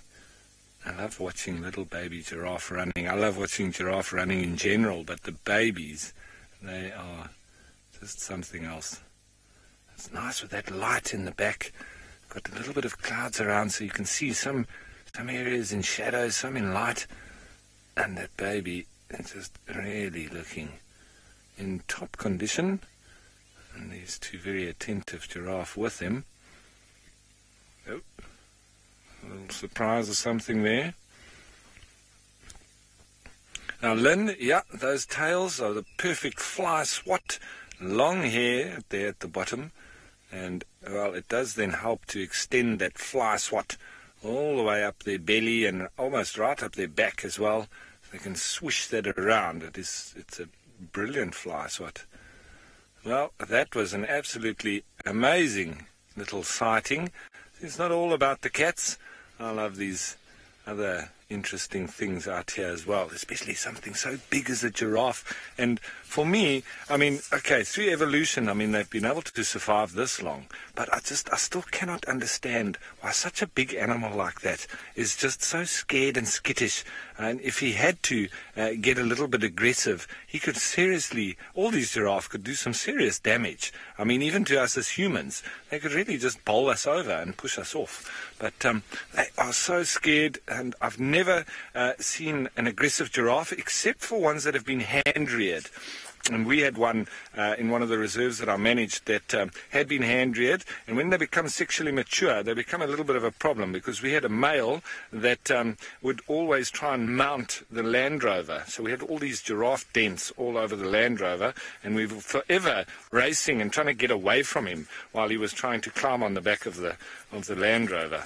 So it was rather funny. But let's go see what else we can find, and it seems like Steve has definitely got a sight on his animal.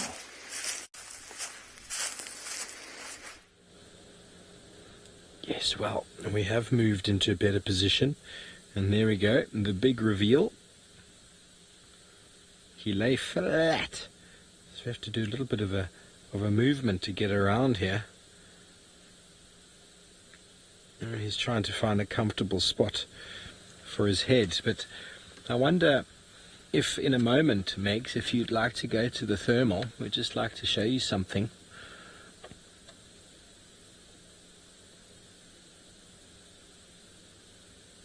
Have a look at his foot.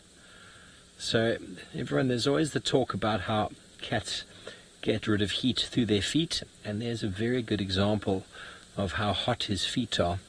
It's almost as hot as his nose and his facial area, where he's obviously giving off lots of heat as well. I find that very cool. First time for me seeing it. Obviously the cats we've seen so far have all been walking, but finally Hosana has decided that it's a little bit much for him, and he's having himself a cat nap. Thank you very much, Megs.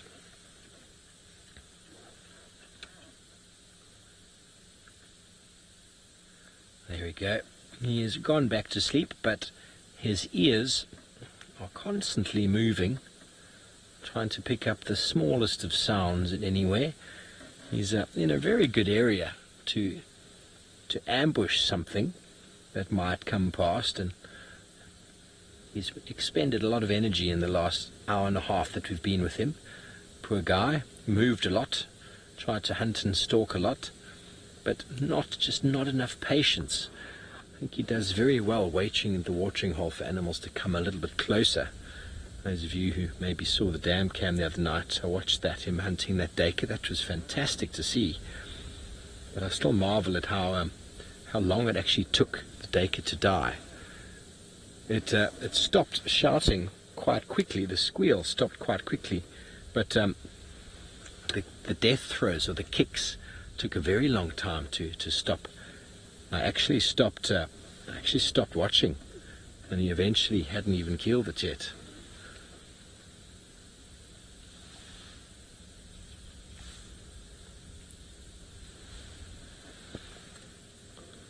Safari Sol, as far as I'm aware, small cats will have sort of their milk teeth, and then they'll drop out early on and then come through the proper canines and the proper teeth after that, if I'm not mistaken. And it tends to happen in a lot of small animals, those sort of milk teeth that come through, and they're very soft, and they're not really designed for eating, as the name milk teeth implies.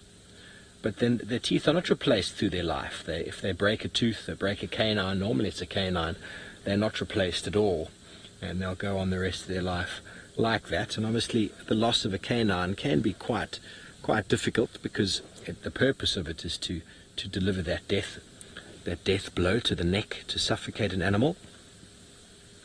But Hosana has still got very, very good looking teeth. Being a youngster, he hasn't had to crunch on too much just yet. Oh, don't know what happened there, sorry folks.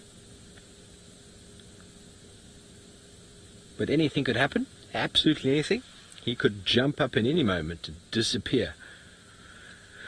Bobby, yes, most certainly a big cat would eat a snake. There was a little bit of footage of Thandi trying to kill a black mamba that had killed a snake eagle. There's footage in the past of leopards killing pythons. I've never physically seen it happening, but leopards do attack snakes.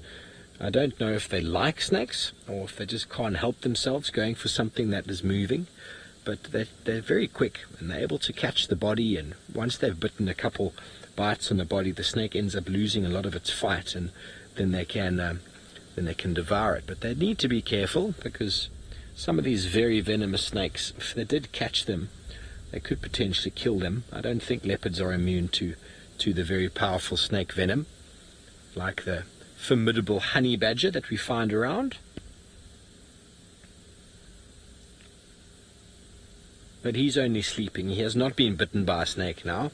He's just taking his cat nap in anticipation for the long afternoon and evening that will be playing itself out in front of him. And it seems like Sydney once again is off the vehicle, showing you some dung.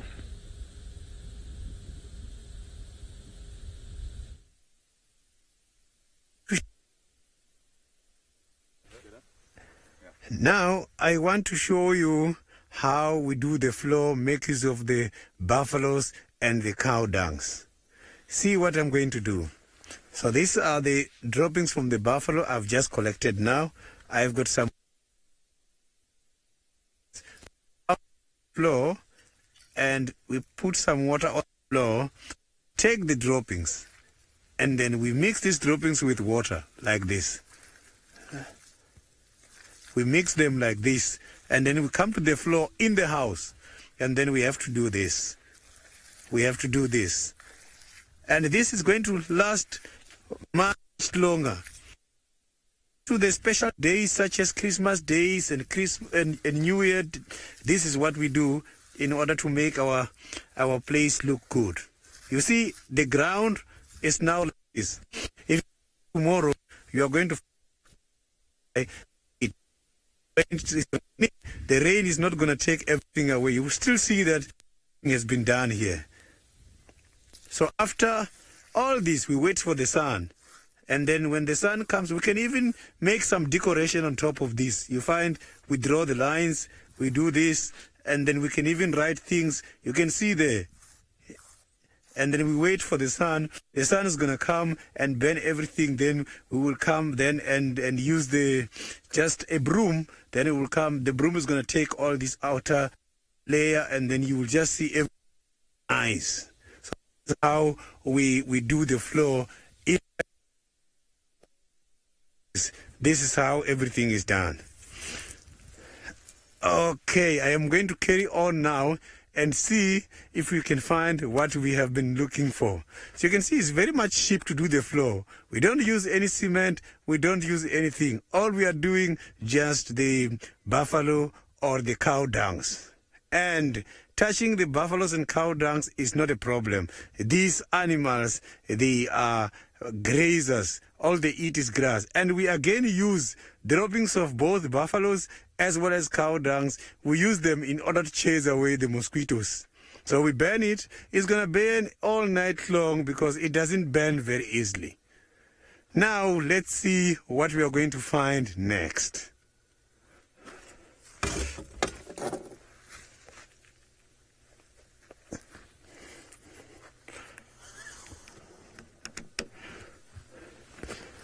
So let's see what we're going to find next here. I just have to...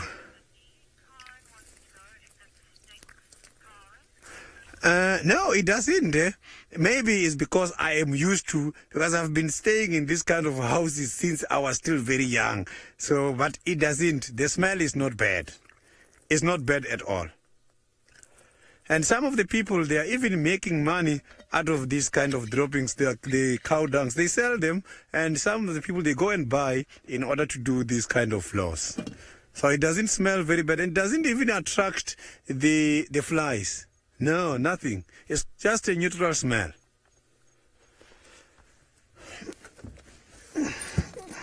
So let's see what we are going to find next.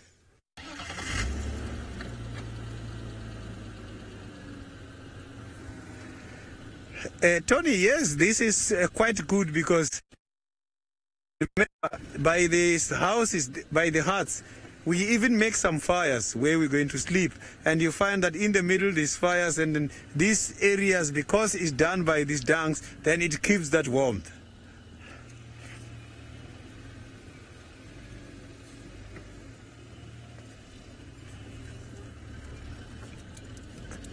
So now let's go to Ralph and see what Ralph is doing on the other side. Well, we're coming down the road and we've now spotted some tracks here. And what I was indicating earlier about the direct registering, I hope that you guys can see this. It's quite difficult with this light.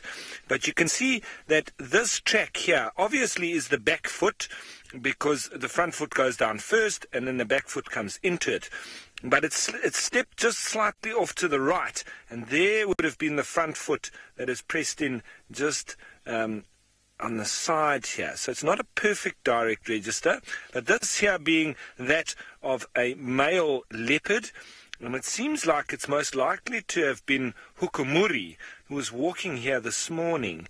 But I think that he's crossed out again, so really coming in and out quite regularly, but not really even giving us a chance to view him, because it is a rather large track. You can see that in comparison to my hand, just putting some relativity there.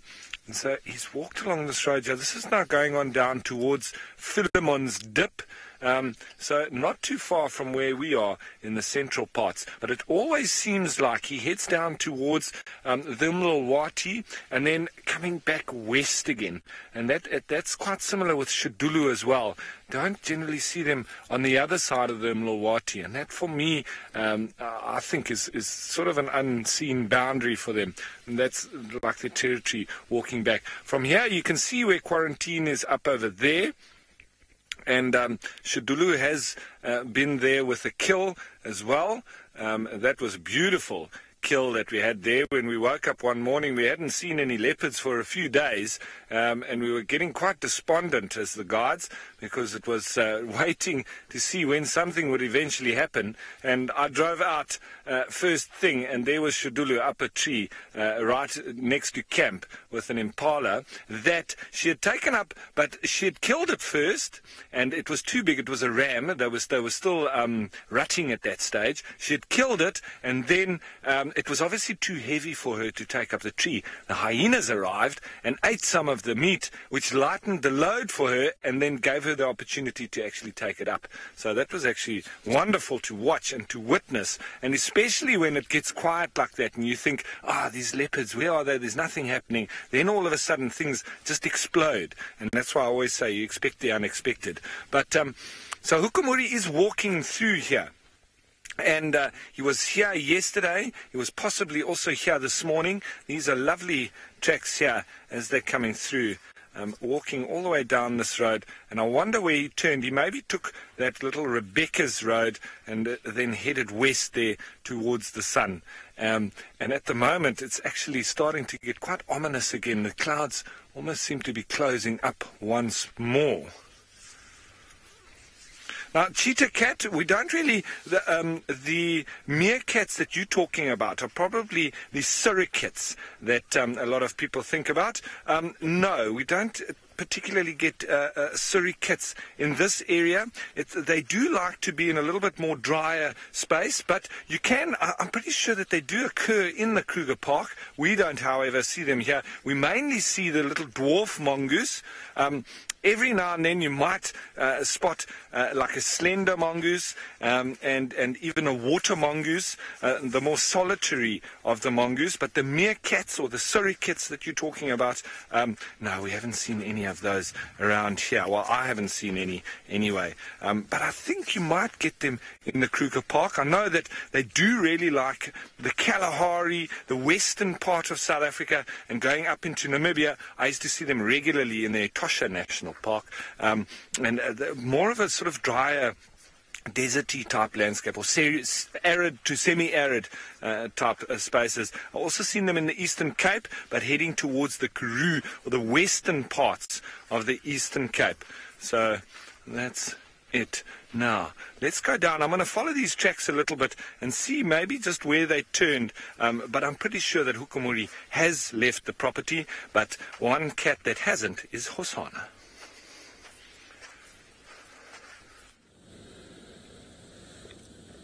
Indeed, he has not left. He might be a little bit sleepy. He's got his chin resting on the log now. He had his head up for a moment as he stared off into the distance, and then we realized that actually his head was on the log. He just repositioned it again, getting a nice little bit of blood flowing back from his head down into his body, into his legs. Nice posture. Can probably only do this for so long.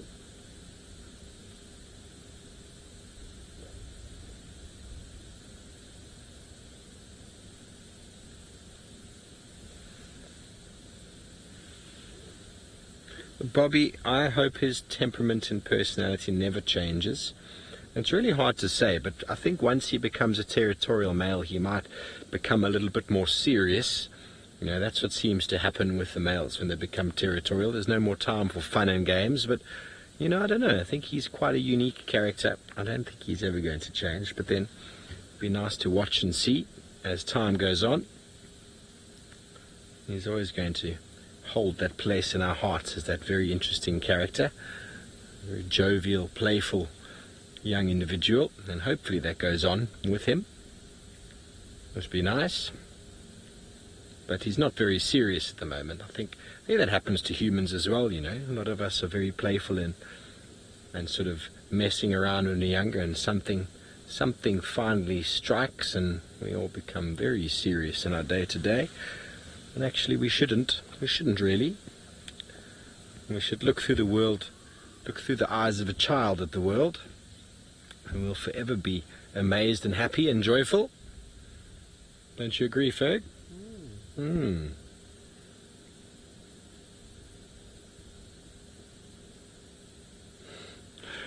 Well, at least he's not a flat cat because his head is up, but he is essentially a flat cat. We could call him that.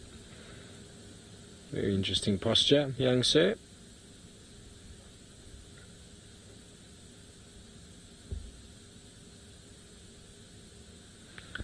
Minamu, I think all animals have a bit of a maternal instinct. All mammals do. They can't really help themselves, you know. Most of the girls I know, when they see a baby of any kind, they just, something inside of them melts. I think, you know, when it comes to mammals and maternal instinct, I think there's a driver in them that is either quite active at a time or not. You know, like a lot of the time, if a predator, being a female, sees a youngster, it might just want to eat it. But sometimes if maybe they're lactating or they're pregnant or whatever it is, they might have a slightly different drive inside of themselves, which will make them a little bit more sort of nurturing. You don't really see it in male leopards or male lions, indeed. But I think most animals seem to have that nurturing sort of side to them, but I don't think it's always on. It's not always switched on, just like in people. You know, there's a certain time when some ladies are very, very nurturing and really want to have kids around, then I suppose there's a time when they're not. And I suppose there's also a time when it never changes. I know a couple of friends of mine have been very maternal from a very young age, and they're very loving towards everything. So I think it's also just it's a person or an individual sort of trait or personality as well. You know, how broody are they feeling at the time? See, that's what he did before, looking in the distance, but then we realized his head is on the log. And his eyes are actually closed. There you can see in the thermal, you can see how hot the area around his eyes and his mouth are. His ears are also giving off a fair bit of heat.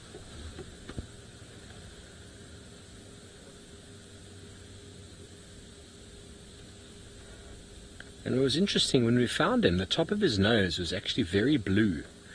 I don't know why that was. Maybe he'd been drinking and it had gotten very wet. I'm assuming that's possibly the only sort of idea it could have been. What do you think, Ferg? Yeah. Because we haven't seen that again since. It does look a lot lighter now.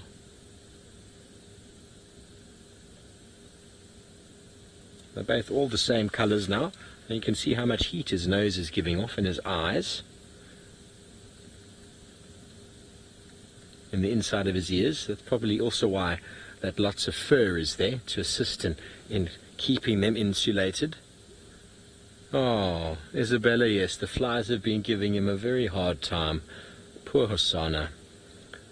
You know, you seem to, I've always noticed him, my time with him, he's always gotten a little bit annoyed by flies. Tingana doesn't seem to move, what I've seen anyway. Tundi doesn't really seem to get too bothered. I suppose he gets to the point where you just realise, well, it's a losing battle. Losing battle trying to snap these flies up.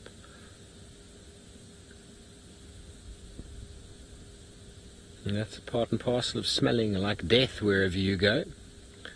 There we go. You can see his ears are down. A little bit annoyed, I suppose, from the flies, but also they are moving left and right. That beautiful coloration of the leopard.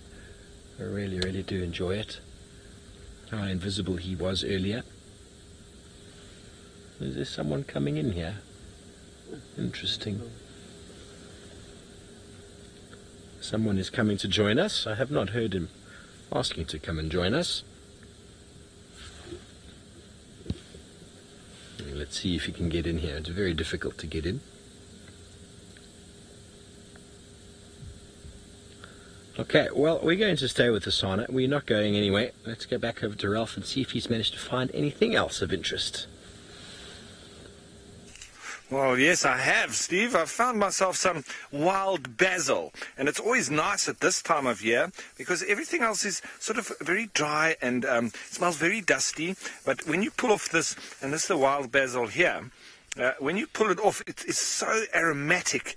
And you can really wipe it over your hands. And if you have been playing with dung or anything like I do like doing, it can definitely then mask the smell of the dung that you've been playing with. So that's one of the things that I do like about this time of year.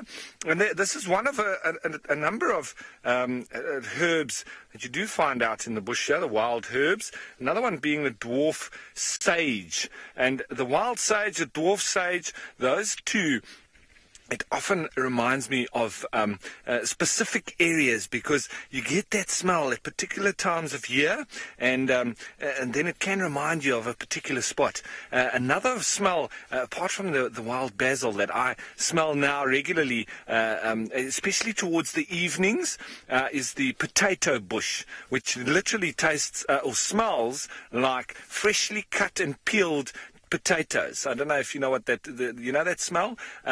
It's incredible how that starts to come out right towards sunset. It's actually because they start to respire, and then there's obviously this giving off of this odor from those potato bush. One that we've got down in the Eastern Cape, but you do just need to crush their leaves a little bit, is the peanut butter bush. It is incredible how it literally smells exactly the same. same as peanut butter. So quite nice. I always believe lovely to be around these aromatic bushes, and the basil, the wild sage, the potato bush and the peanut butter bush all are lovely smells that I do enjoy being around. Now, JK, you wondering if big cats would respond to stimulant plants? I wonder if they would respond to catnip, and I wonder if that's what you mean by that, the stimulus plants, because I haven't seen them react to anything else in the bush, not biting or chewing on anything. I've only seen them eating on buffalo dung, and I don't know what it is about buffalo dung that makes them want to eat it, but I've seen cats eating the catnip plant, not just the product that you buy at the vets and so on. A friend of mine, his cats, they loved it so much that he actually grew some of it in his garden. And now those cats, they live around those bushes. They bite on it. They lie in the thicket next to it, in their garden at their house.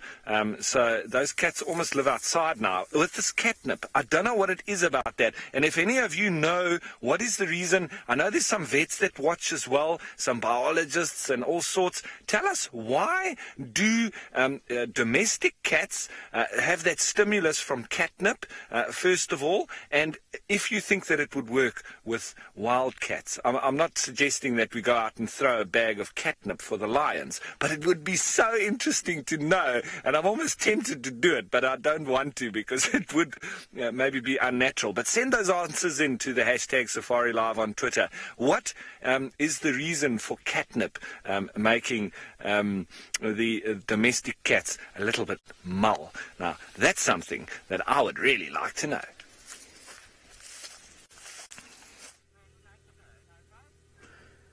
Look at the state of the grass at the moment. You can see that the grasses are very much dry, and also the trees nearby are very much dry. These grasses and trees are competing for the same kind of water from the rain. And this is the same kind of water we are sharing as well. So the water that we are drinking and the animals every day is way much old. The water we are drinking today is the water that has been drunk by the very same dinosaurs. Water is coming every rainy season as part of the hydrological cycle or water cycle. If you look at the clouds now, you can see that the rain is promising. The rain in the form of precipitation reach the ground, and this vegetation absorbs. Come dry season, the sun is going to take back everything to the surface in order to come back again by the next year. So these trees, the animals, and us, we are competing for the very same kind of water, and the trees and grasses are just borrowed for a while. Come dry season, the leaves are going to lose the very same water through a process of transpiration. Some of these trees are going to lose water through a process called guttation, whereby it's going to drop from some of the leaves in the form of water droplets. So transpiration is a loss of water through the leaves because of wind and the sun. So you can see that we are competing for the same kind of water as animals and the vegetation. Water that we are drinking is very old. It's even 5 million older than the sun. We don't have new water. The water is old. So now I am still looking for the cats in the area. I've just picked up some of the tracks showing that these lions headed towards one of the private concessions. So now I am going to be heading towards the eastern side of the reserve and see if we can find any of the interesting animals. Maybe we're going to find a cat or any other unexpected sighting.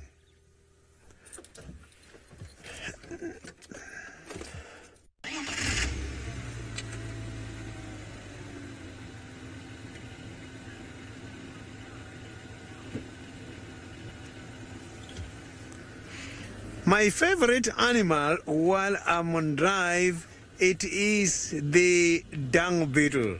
It's just that now is the wrong time of the year.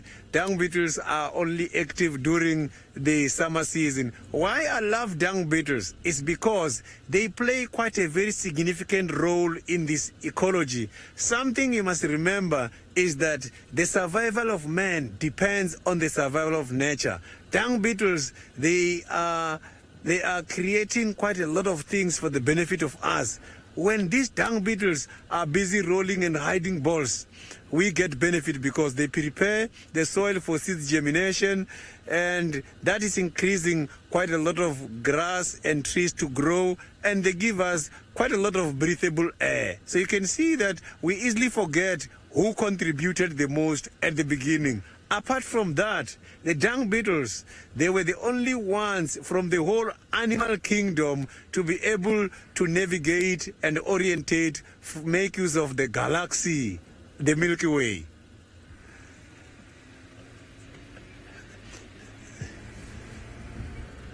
So let's see if we're going to find something. So now let's go to Steve. Steve has got Hosanna. Hosanna is very relaxed, sleeping on the other side, and see what's going on.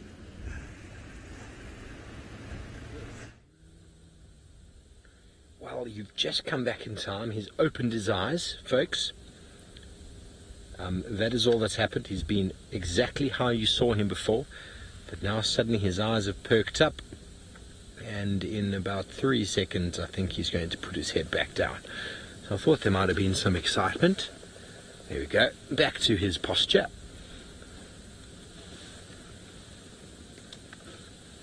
Well, we did say it earlier on, and you do know it, everything is 100% live. You never know what could happen next.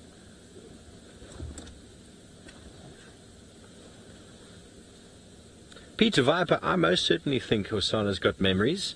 I mean, for example, if you just look at Tundi, she seems to den in very similar spots, and then she keeps moving between the same sort of spots without going out of those areas. So there's a lot of memory that's maybe instilled in them as well through smell. There's a familiarity behind the smell. So I'm pretty sure when Hosanna arrived back, he probably knew the game paths and sort of the drainage lines, but there's also a smell to the area that he would pick up and would remember. I remember the first time I flew overseas, and I spent a year away over in Europe, and I came back. I landed in Johannesburg, where I grew up. I'd spent 20 years of my life there, and I got off the plane, and as I was getting off the plane, I was like, I recognize that smell. And you know, we don't even have a very good sense of smell, to be honest. So these cats, they really are able to pick up scents.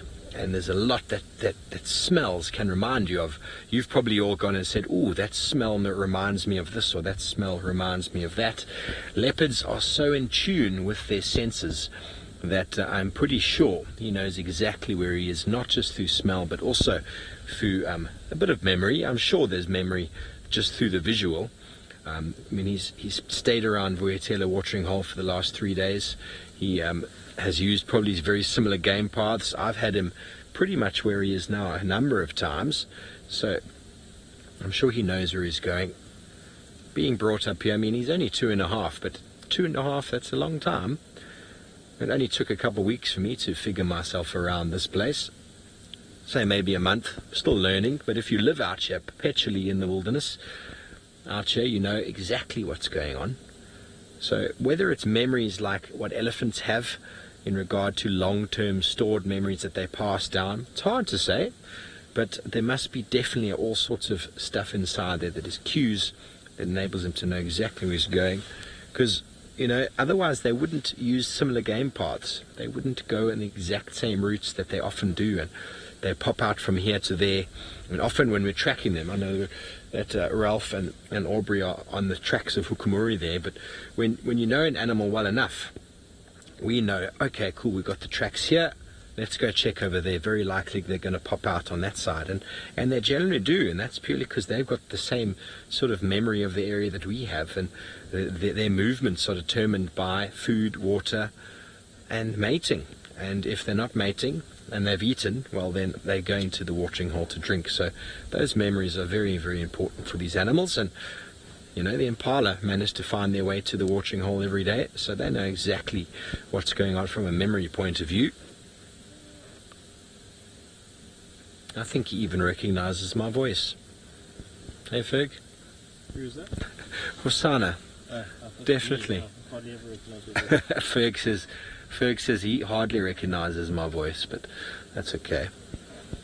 It's marvelous to see the little chief back. Those of you who have been watching the show since I arrived in November, I had an interview, and Hosanna graced me with his presence. We'd found Tingana on Chitwa, and it needed to be me. And since then, we've been best of friends. You saw Tristan's face the other day when we found him. I think it was Sunday. Yeah, it was Sunday. It was a priceless picture. Tristan. We were both ecstatic. So those of you who also watch the show a lot, and even if you don't watch it a lot, you're quite new, you'll know that we still get very excited out here. There's still lots that gets us going. Otherwise, we wouldn't do what we do. And it's very special being out in the wilderness, and very special spending time with these characters. And you know, elephants on foot and leopards on foot, or even in a vehicle, can always be very, very cool. We never get bored of it. And it's always different. And when Hosanna disappeared for 2 months, it was like a long-lost friend returning home. Karen, well, you don't really even need to ask that question. Hosanna is my favorite. Like I said, he graced me with his presence on my interview. I'd seen him that morning. I was out on drive with James. He was showing me the ropes. And then that evening we got him. And then I think on my first drive here, my first morning, or my first afternoon, I can't remember what it was. It must have been a morning, we got Hosanna. So always very nice to catch up with him again. He's given me lots and lots of beautiful sightings. He's done all sorts of wonderful things. And he ceases to amaze. I have been on bushwalk the last 3 afternoons in a row, and he's basically said, I'm going to hang around at Vuurtele watering hole until you come on drive, Steve Ovo, and follow me down the drainage, which is what we've done now. He refused to leave the watering hole until I was able to find him.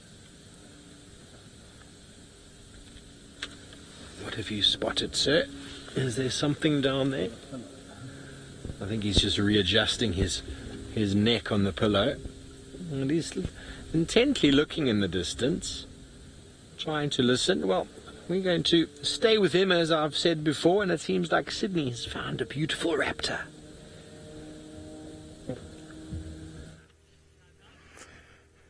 Quite a very beautiful bird there, but very difficult to identify. I have been struggling for the past few minutes to identify these birds.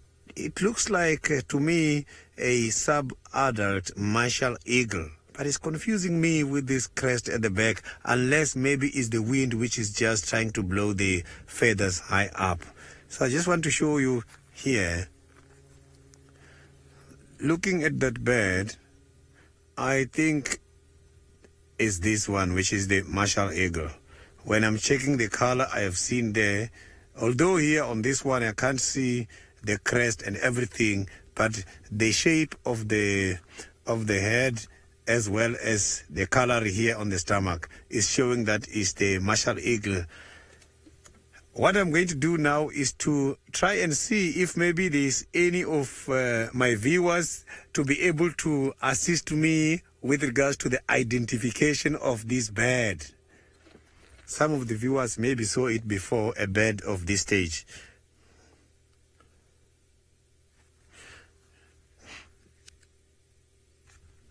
So those who have seen a bird of this age before, I would like to hear your views on it.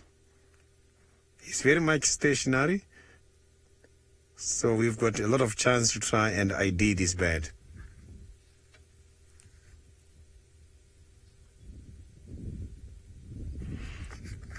So the martial eagles, they are very big birds. They can grow very big because these birds can be able to take down a steenbok. It's quite a very big eagle.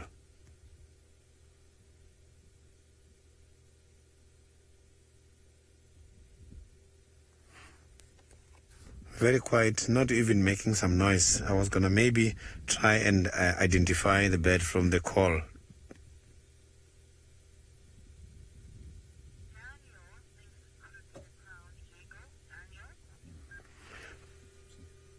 So Daniel is suggesting that maybe it's a crown eagle. Let's show the crown eagle. Yeah, that's... Yeah, let me check here. I've got all these two birds on the same page. Here is the crown eagle.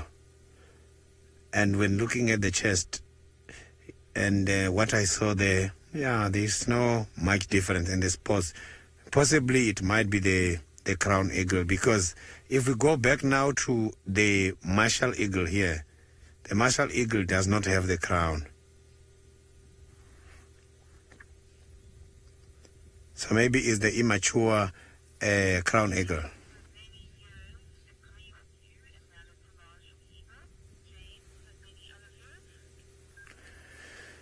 Yeah, some other viewers as well as James, they are agreeing that it is a sub-adult martial eagle. Thank you very much to all the viewers who participated, who tried to assist me to identify this kind of a bird. So now we can carry on and see what we can find next. So the martial eagles, they are quite very big birds. I know they confuse a lot because there is another one which is called the black-breasted eagle, which has got the same color as the martial eagle, but the problem is the black-breasted is collared, but they look more or less the same. If we take off the collar from the black-breasted, it looks exactly the same like the martial eagle.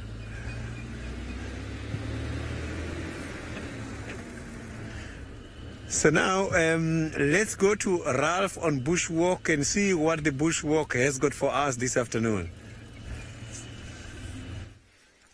Well, everyone, I'm just investigating a little bit out here on the sort of plains or flat area of Quarantine, and it's quite interesting because underneath this marula tree here, there's a lovely termite mound here, but it looks like there's also the beginnings of a couple of little jackalberries that are growing out the side of it, and that's probably down to some animals that have gone and fed on some fruit, but it's quite strange for me because they're underneath a fruiting marula tree, lots of seeds all around it, and yet there looks to be the startings of a jackalberry under it as well. But that could also be from a monkey or a bird that has arrived to come and feed on the marulas, having already fed on a jackalberry and then maybe defecating below it there.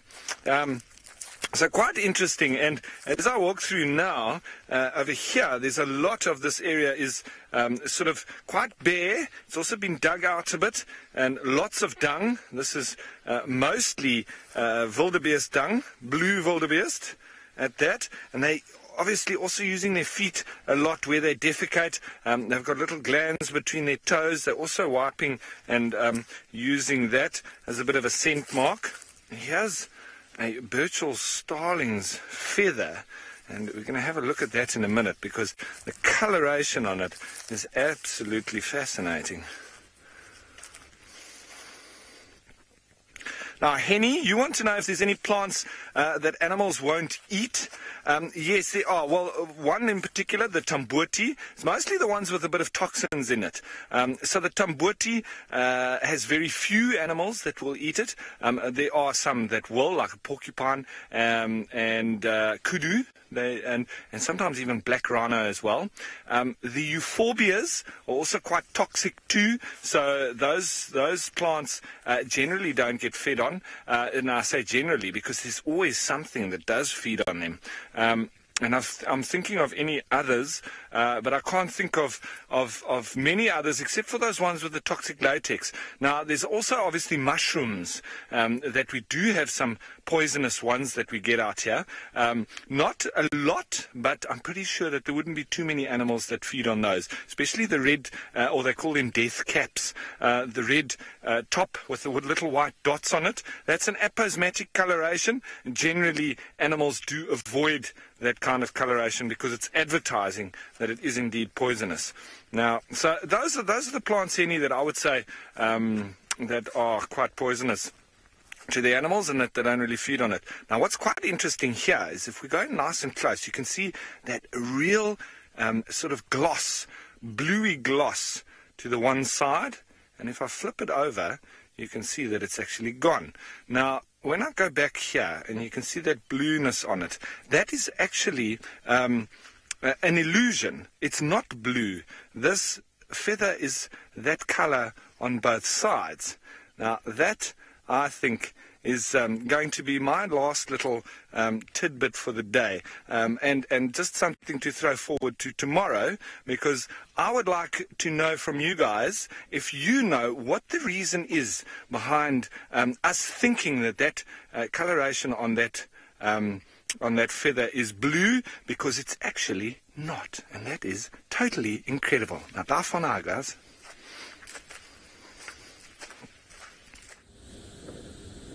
Okay, well, he's got up and moved. If we can go to the thermal camera, Megs.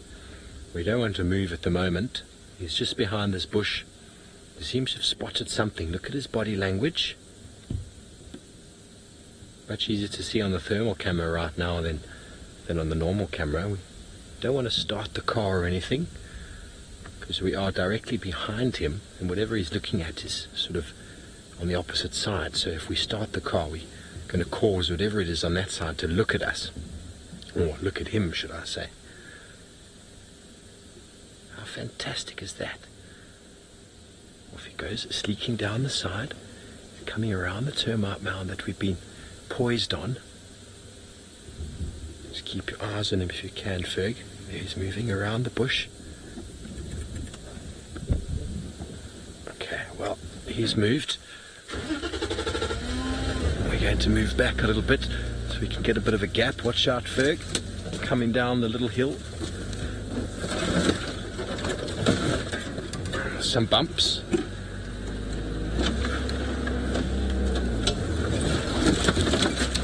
Oh, a little bit of a branch there, it seems. Sorry about that. Am I missing it now, Ferg? Okay, sorry about that, folks. How we get into position sometimes is beyond me.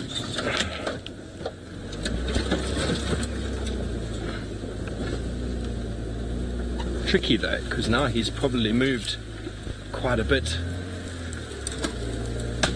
Hopefully we'll catch up with him on the other side. Yeah, well, see if we can catch up with him.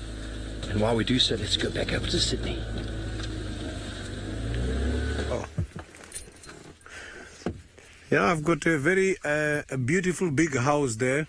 That house now is very difficult to tell who belongs there, because sometimes when a termite mound is not active, the other animals, they come and use it, and they use it as a timeshare. Today you'll find this, tomorrow you'll find that. So all these reptiles, after reptile you even find some of the animals such as the mongoose hiding in there. So a termite mound is very much interesting. You know, these insects, they don't just release their reproductives. Their reproductives are called swarms. If you can check, by the rainy season is when they fly them. And these swarms, they fly once a day. And they don't fly in the morning, they don't fly during the day, but they fly by this time of the day. Reason for them to fly them by this time of the day is that the sun is not very hot, and they think by this time is when it's dark and the predators won't be able to see them. And this is when predators are aiming to have them. They get predated by a lot of things, including frogs, and we also catch them as well. And birds, they also catch these kind of insects. The interesting thing I found about the termites is that before they release the reproductives, before they let them fly, they come out and observe. They check what is happening in the surrounding. If there is too much movement, they are going to We are going to Hosana. Hosana seems to be stalking something on the other side. Yes, he is busy stalking. He's just behind this little leadwood bush. He's moving very slowly. I cannot see what he spotted. But he's moving deliberately towards something. We're going to just sit still very quietly.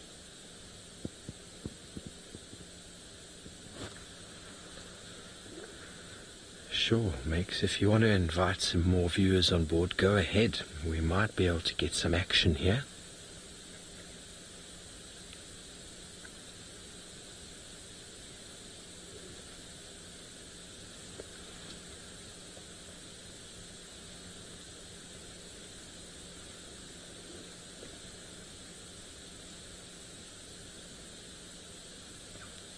Anything could happen now, folks.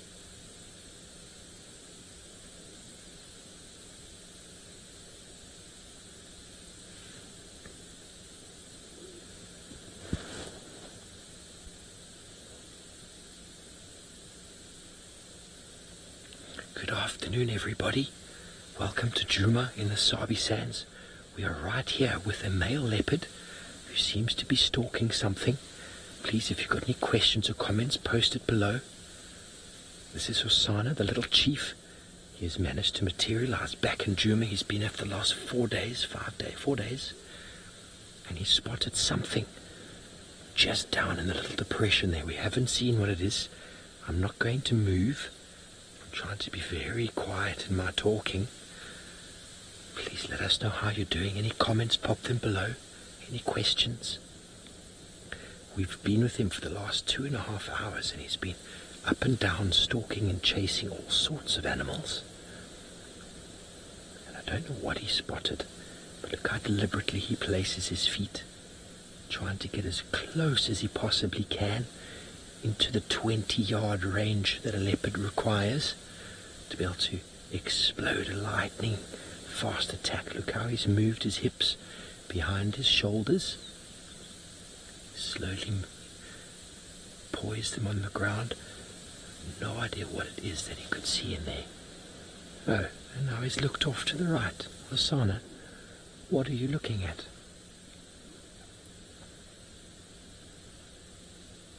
I don't know.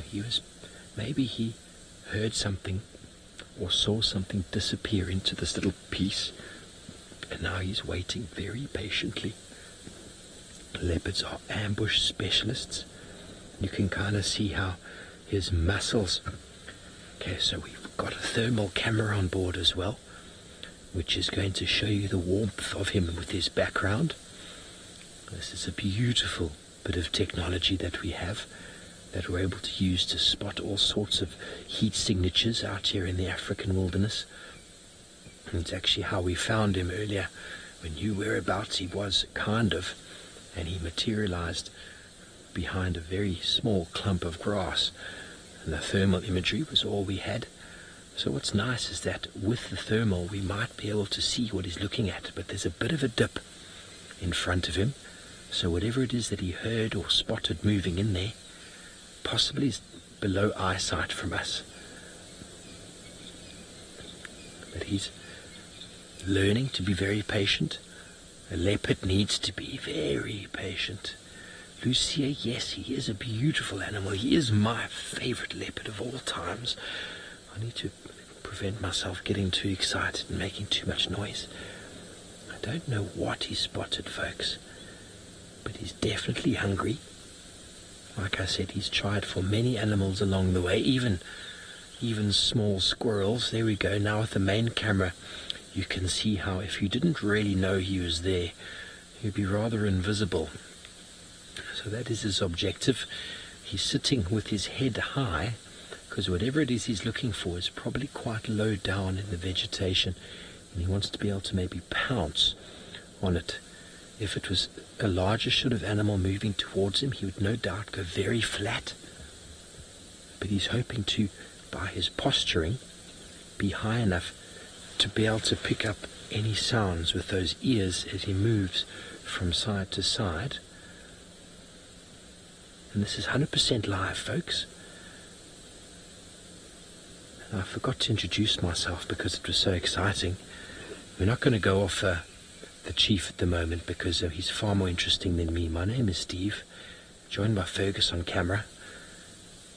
We're out in the Sabi Sands. It is a beautiful afternoon. The sun has disappeared behind, well, it's actually set. There's a whole lot of cloud that has moved in.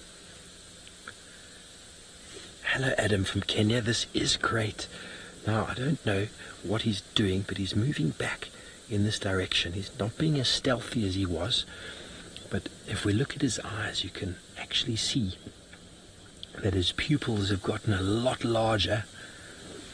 He's not far from us. He's about 25 paces to the right of my car. And it's possible whatever he was stalking is secreted itself inside the little sort of thicket just to the right, just to the left of him. We're going to go back to the thermal camera, have a look how unsneaky he is. And his heat signature is not as camouflaged as himself. Look at that. Unbelievable. These shots are fantastic. Look how he places his feet. See if you can notice when he lifts his foot, there's a little warm spot underneath. As he lifts it, just very briefly warm spot.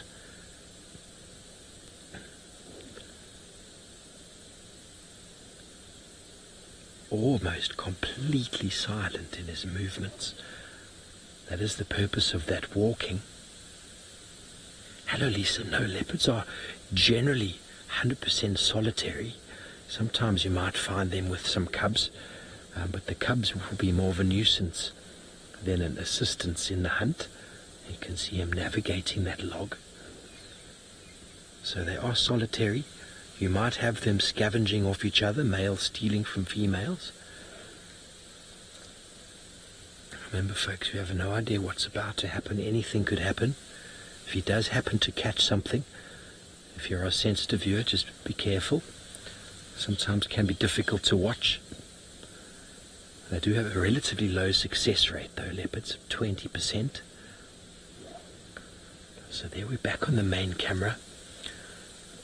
You can see his movements. That's that log he climbed over. He's very calculating. I don't know what he's going to see. You haven't seen anything, Ferg, have you? We were sitting with him just on the other side of this little hill before, and he got up and moved around, and we came around, and all we've seen is him looking very deliberately into the bushes. Yes, leopards thrive in their own kingdom, and they are the masters of it. They are the most successful, or should I say the most adaptable of all the predators, able to coexist close to human habitation.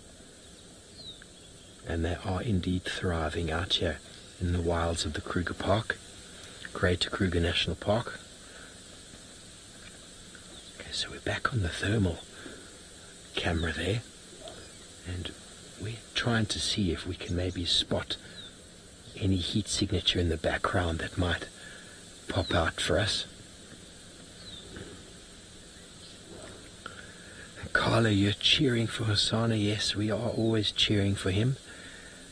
Who knows? He might be successful. Maybe this is the 20% that he's going to get now. Who knows? All we can do is wait and watch. Not influence. Hopefully, objective is to stay as still as we can and not to influence him or the animal at all. Andre, Hosana was born in February, and so he's about 2.5 now. Just gone into about 2.5 months coming up now, so he is still a young leopard, but he has had many kills that we've seen. He's been off the property on a little bit of a vacation for 2.5 or so months, and he has now come back and has been with us for 4 days straight. 3 days he spent lounging around Vuetela watering hole. He's just moved a little bit south of that now, where we are. Okay, so we're still back on the main camera there. He's just moving through the bushes there. Not going to move. We're going to see if we can keep our eyes on him. don't want to influence whatever it is that he's trying to catch. So as long as we can see just a spot, it's all good. Lisa, leopards can charge at about 92 to 95 kilometers an hour, so somewhere in the region of 42 to 45 miles an hour. That is extremely fast, but generally only over a distance of about 20 to 25 yards or meters, not any further than that. They generally give up the ghost after that. The objective is to get as close as he possibly can, as he's trying to do now, before launching that very fast lightning attack. He's looking down the river now. You still just see the end of his ear and some spots. Could be a duiker that he's after. Lisa, yes, they most certainly would hunt reptiles. Hosanna, in his first year, there's some wonderful footage of him catching a monitor lizard. They will also, we had him, when we started this afternoon, we had him at the watering hole with a very large terrapin clutched between his paws. He didn't quite know what to do with it, but he has been known to eat terrapins when they're a little bit smaller and easier to break open. But when they're a bit bigger, he doesn't have the necessary bite power or force to break into the shell.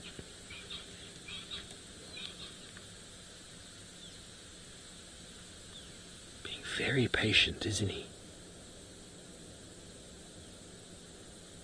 He might be going 100% on hearing right now.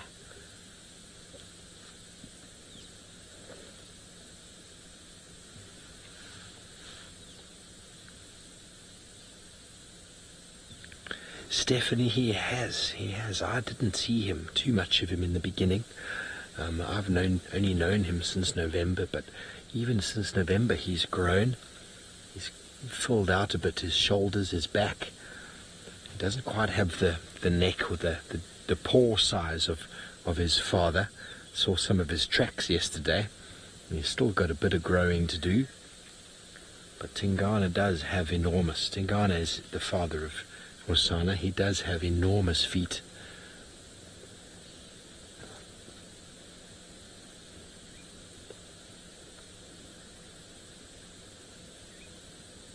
That's the view you get of a leopard in the wilderness. Can you imagine trying to see that if you're walking past? I can't see it with my naked eye. Ferg can see it with a zoomed in camera. You can probably hear the Franklins in the background closing down for the night. Those are not alarm calls aimed at Hosanna. Those are birds attracting their mates back to the roost. It's time for bed. And they know that there are leopards lurking around.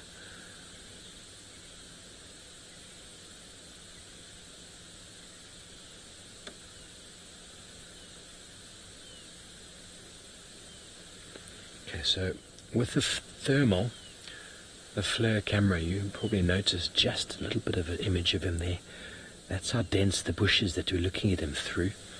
As he moves his head left, you lose him completely, and he pulls it back again, you see it again. So, very, very limited.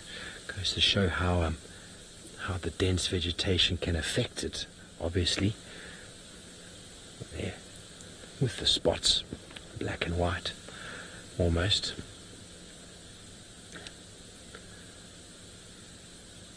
Does he have the patience to wait it out? Mina, it is not thermal radiation, it's a thermal camera, so it's basically just picking up a light frequency of a very low degree. Ultraviolet light is very high, normal light that we see is in the middle, and infrared is very, very low, so it's a very low frequency. There's no radiation per se that's being given off to harm anything. It's just a level of frequency that they're all over the place. Infrared, normal solar radiation, and ultraviolet are constantly moving through the atmosphere, through our bodies, or into our bodies, into our eyes all the time, but we don't really perceive them because they're at a very low frequency, and there's only certain things that are able to see those frequencies, and I don't really know the deep ins and outs of it all. We're going to be needed to change into infrared soon. Megs. Okay, well folks, I'm not sure if anything is going to happen about here, but we might move around in a moment to get another look down this drainage line to see if, I think we're going to just move a few meters forward, see if we can see what he's looking at, and if nothing happens with this last little look, then we'll probably close this little broadcast. But hello, my name's Steve, and that's Ferg over there, and we're just going to move around the corner real quick.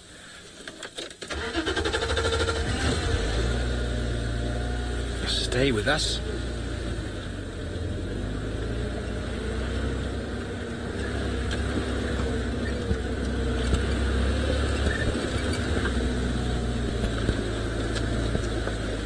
Okay, just get down in here.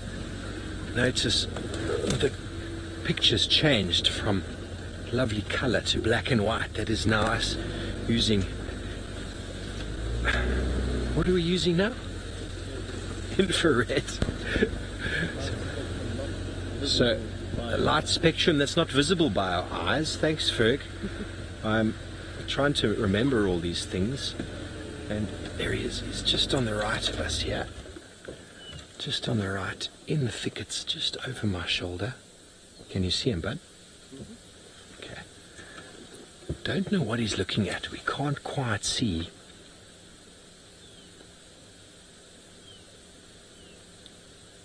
Carla, yes, he's got a marvellous relationship with Tingana, and on the dam cam just the night before last, I think it was, Hosana was seen at the dam, and his father was there with him. So I didn't see any of the footage. I just saw a screenshot picture taken of it, and the tolerance that his father affords him is quite something, and maybe he wasn't being so gracefully entertained in his wanderings down south.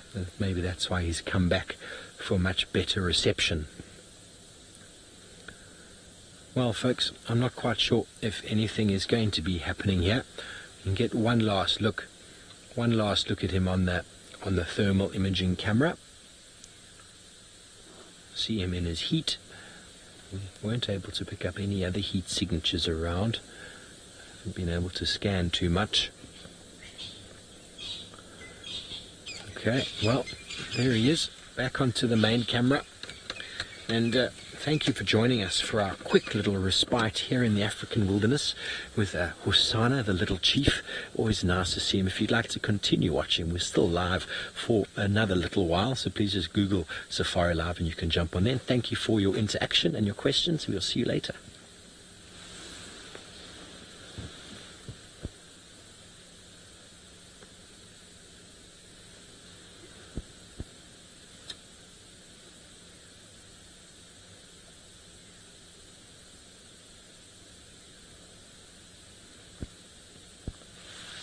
Okay, well, folks, it looks like Hosana is... Oh. He's still interested in something. No idea what. It's a very beautiful shot, though. He's moving very deliberately. He's having a bit of a smell at the ground now.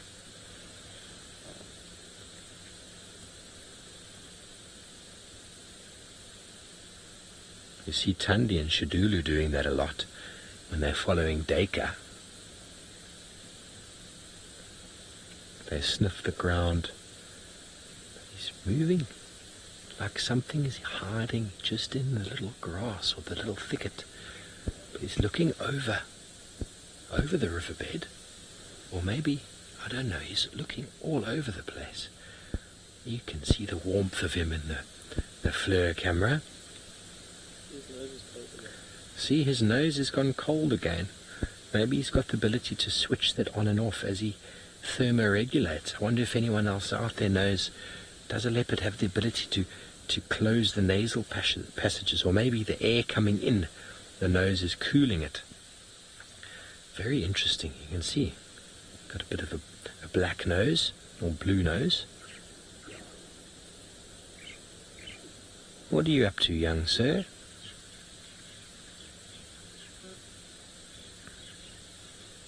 He almost looks like he's standing in a naughty corner now with his paws in front of him. I didn't do it. No, sir, it wasn't me.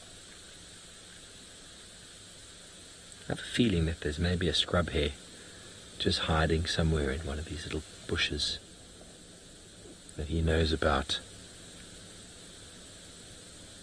As he's sniffing, he's trying not to chase it out.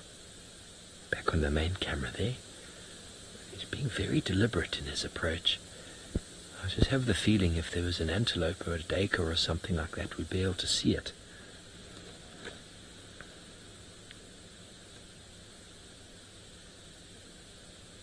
Maybe it's because he's sniffing so much. A lot of oxygen is going in, or air is going in through his nose, and so that leading is to cool down. There we go. Look how warm the mouth is. Wow. You didn't actually see that. I've got a view of both of the cameras here. So when he opened his mouth, it looked like a lava pit inside on the FLIR camera. Oh, he's listening again. Apart from a few squeaks in the distance, it's very quiet. Okay, well, we're not going to go anywhere, folks. Anything happens, we'll come right back. But in the meantime, let's go see what Sydney's up to.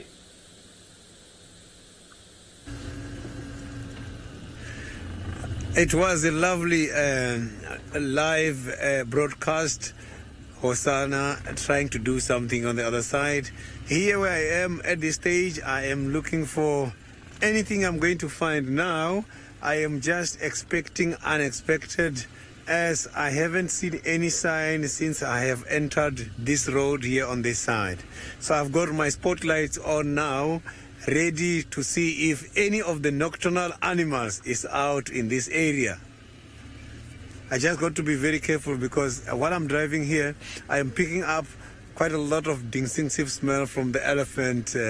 So it seems like there are elephants in the area.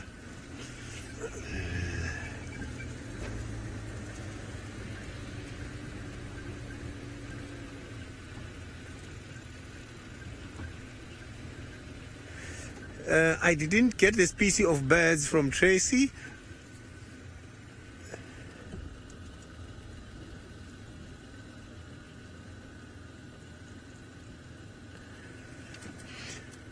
Tracy, yes, apart from birds, we do have some of the antelopes which are partners for life. The antelopes such as the steenbokkies.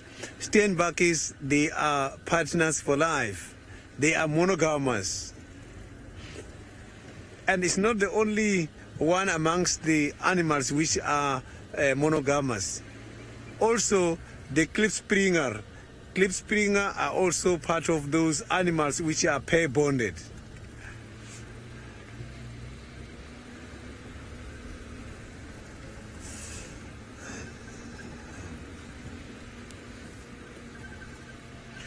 So now let's go back to Hosanna and see if there's any developments.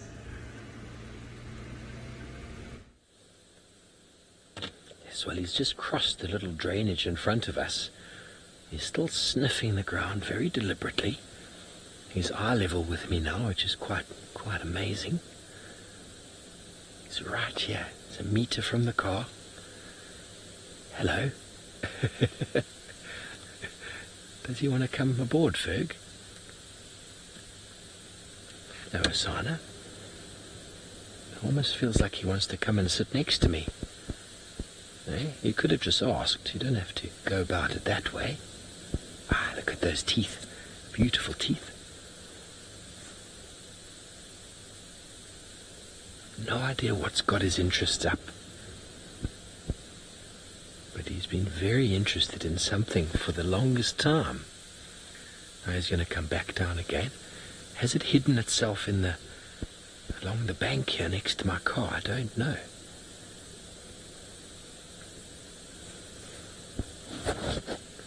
I'd love to be able to do that, walk around and smell where something's gone. Hey, Ferg, wouldn't you? Has it gone this way? No? How about that way? Yep, there we go. Let's follow it.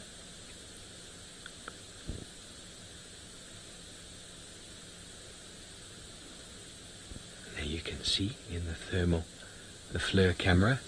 That is he's in the riverbed. It's quite dark, and there you can see the sandbank behind. It's got that purplish color, a lot warmer from the day's heat that's been building up into it, and those little sort of rivulets of black through the bank. I don't know what they are. They're just parts of the bank that aren't as warm, I suppose. The tip of his tail is completely black. Almost looks like a caracal's tail, like that.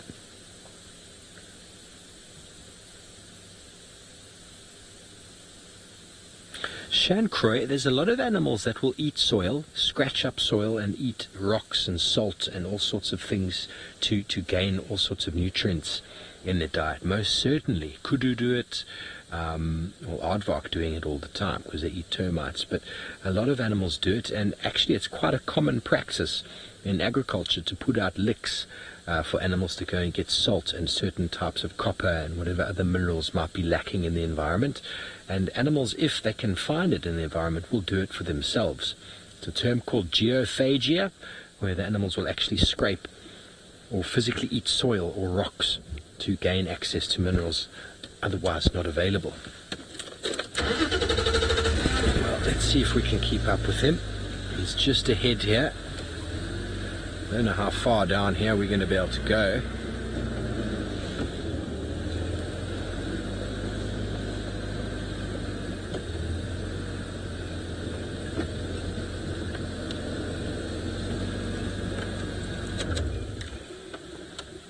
Okay, well there he's walking down the drainage.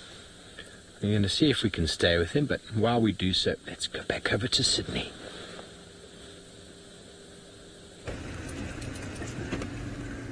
So now I'm just going to switch off the car a little bit and try to listen to what is happening here in the area, because it is seems to be very much quiet. I just want to listen to the bush.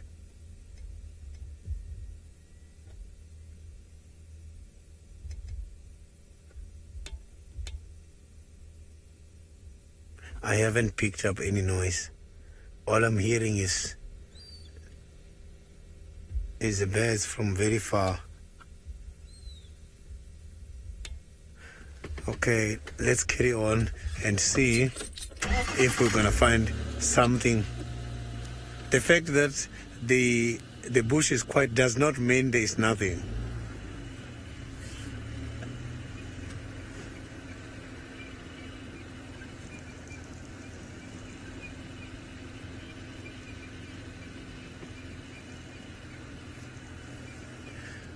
Safari South, I haven't seen any of the bush babies here in Djuma. Yes, I have seen bush babies before, but since I have arrived here, the bush babies are hiding.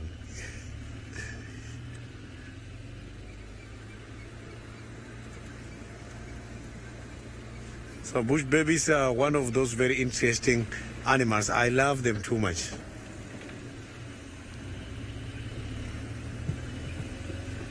So I hope to see the bush babies anytime soon.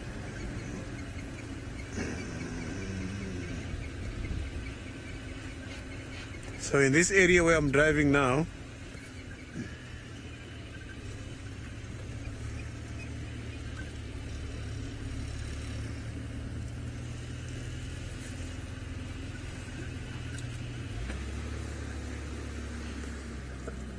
there is a question from Pauline about the springboks.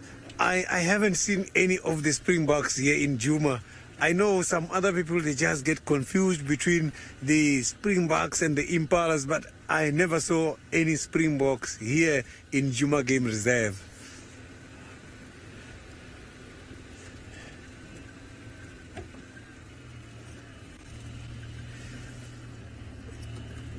Yeah, I got one of the viewers commenting that the springboks, unfortunately, in the whole of Djuma, whole of Kruger National Park, there isn't any.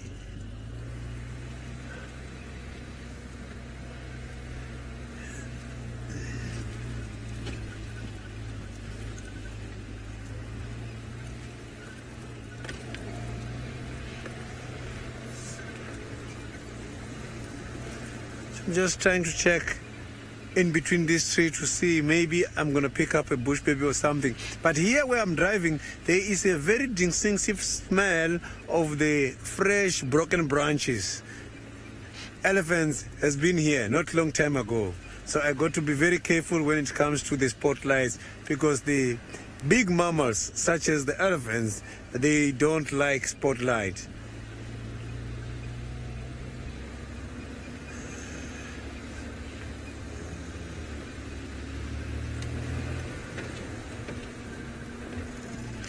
So now let's go back to Steve and see what Hosanna is doing on the other side. He's coming, eh? Okay, so Hosanna's just off to our left here. You'll be able to see him in the infrared. There he is.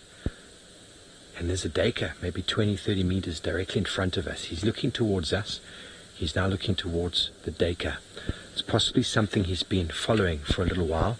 Now you can see the heat of him. His tail is very, very dark. We just came the other side of the drainage, and I got a quick little image of the duiker, but he's not disappeared. We did pick him up on the thermal, but we're going to leave Hosanna to do everything here that he needs to do. You can see how his behavior is changing. Can you see that? How his feet are poised. Look at his tail. Look at his tail. He knows how important it is to be quiet now. Bear in mind, folks, we can't see what he's looking at. But we're just going to stay very still. It's relatively open where we are here. So whatever goes down, we might be able to catch it live for you, which would be very cool.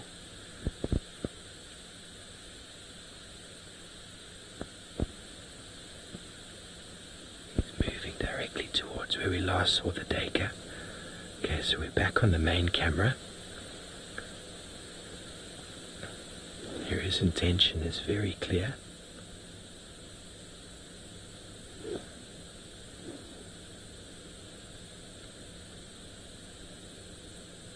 He's moving quite quickly now. Now he's pretty much where I saw the duiker when we came up. He's definitely smelling it. If he's patient, he could be successful.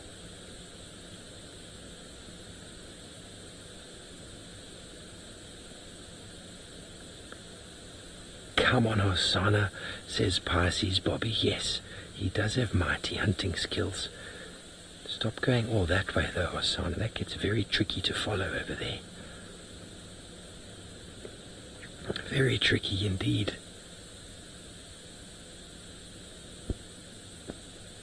Can barely see him. He's invisible now. Don't want to move too much. There we go. He's still in the shot. He's just moving off to the left. You can't really see him now. I'm just going to move a little bit forward, see if we can get him through a gap.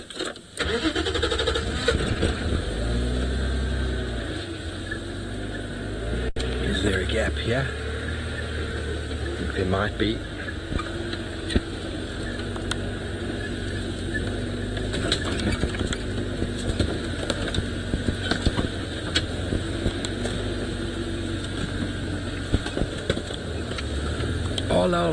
I'm not sure when last I'm not sure when exactly he ate a second time, but on Sunday he killed a duiker and ate a duiker. Okay, so there's a scrub hare on on the thermal, but he's off. You can just see the scrub hare there. There's a really big bush here on my left hand side. Maybe if you can scan left, Ferg, maybe we'll get him coming in. There's a really big bush here. This is how we spotted him just before. We'd lost him, and we did a bit of a scan. And we've lost him. We're going to have to go around. Don't think I'm going to get through this here. Maybe I will. Let's give it a try. Give it a try. Little bush. it's just a little bit of grass. Looks a bit thicker than it was. Okay, it is indeed a tree.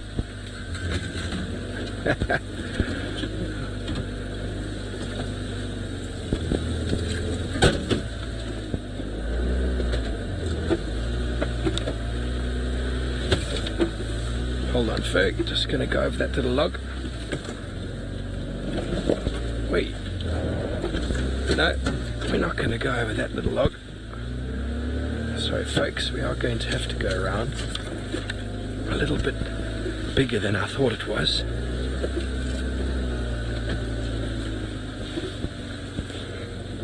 Are you okay there, Ferg? Got a big buffalo thorn tree behind me. This is awkward. Okay. Are we through it?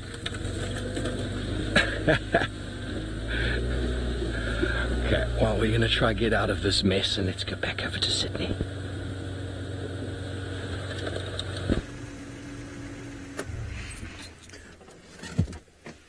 Yeah, I'm still trying to see if I'm going to find any of the tunnels here in this area. But it seems to be very quiet where I am now. I'm back again towards much more the central part of the where I have started.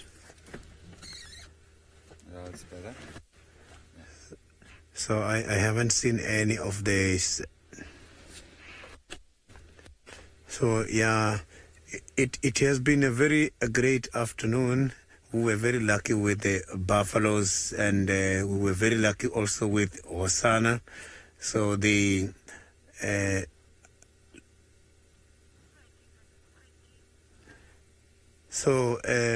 now this brings us to the end of our show, and let's meet again tomorrow at 6:30. Thank you very, very much for all your comments and your questions.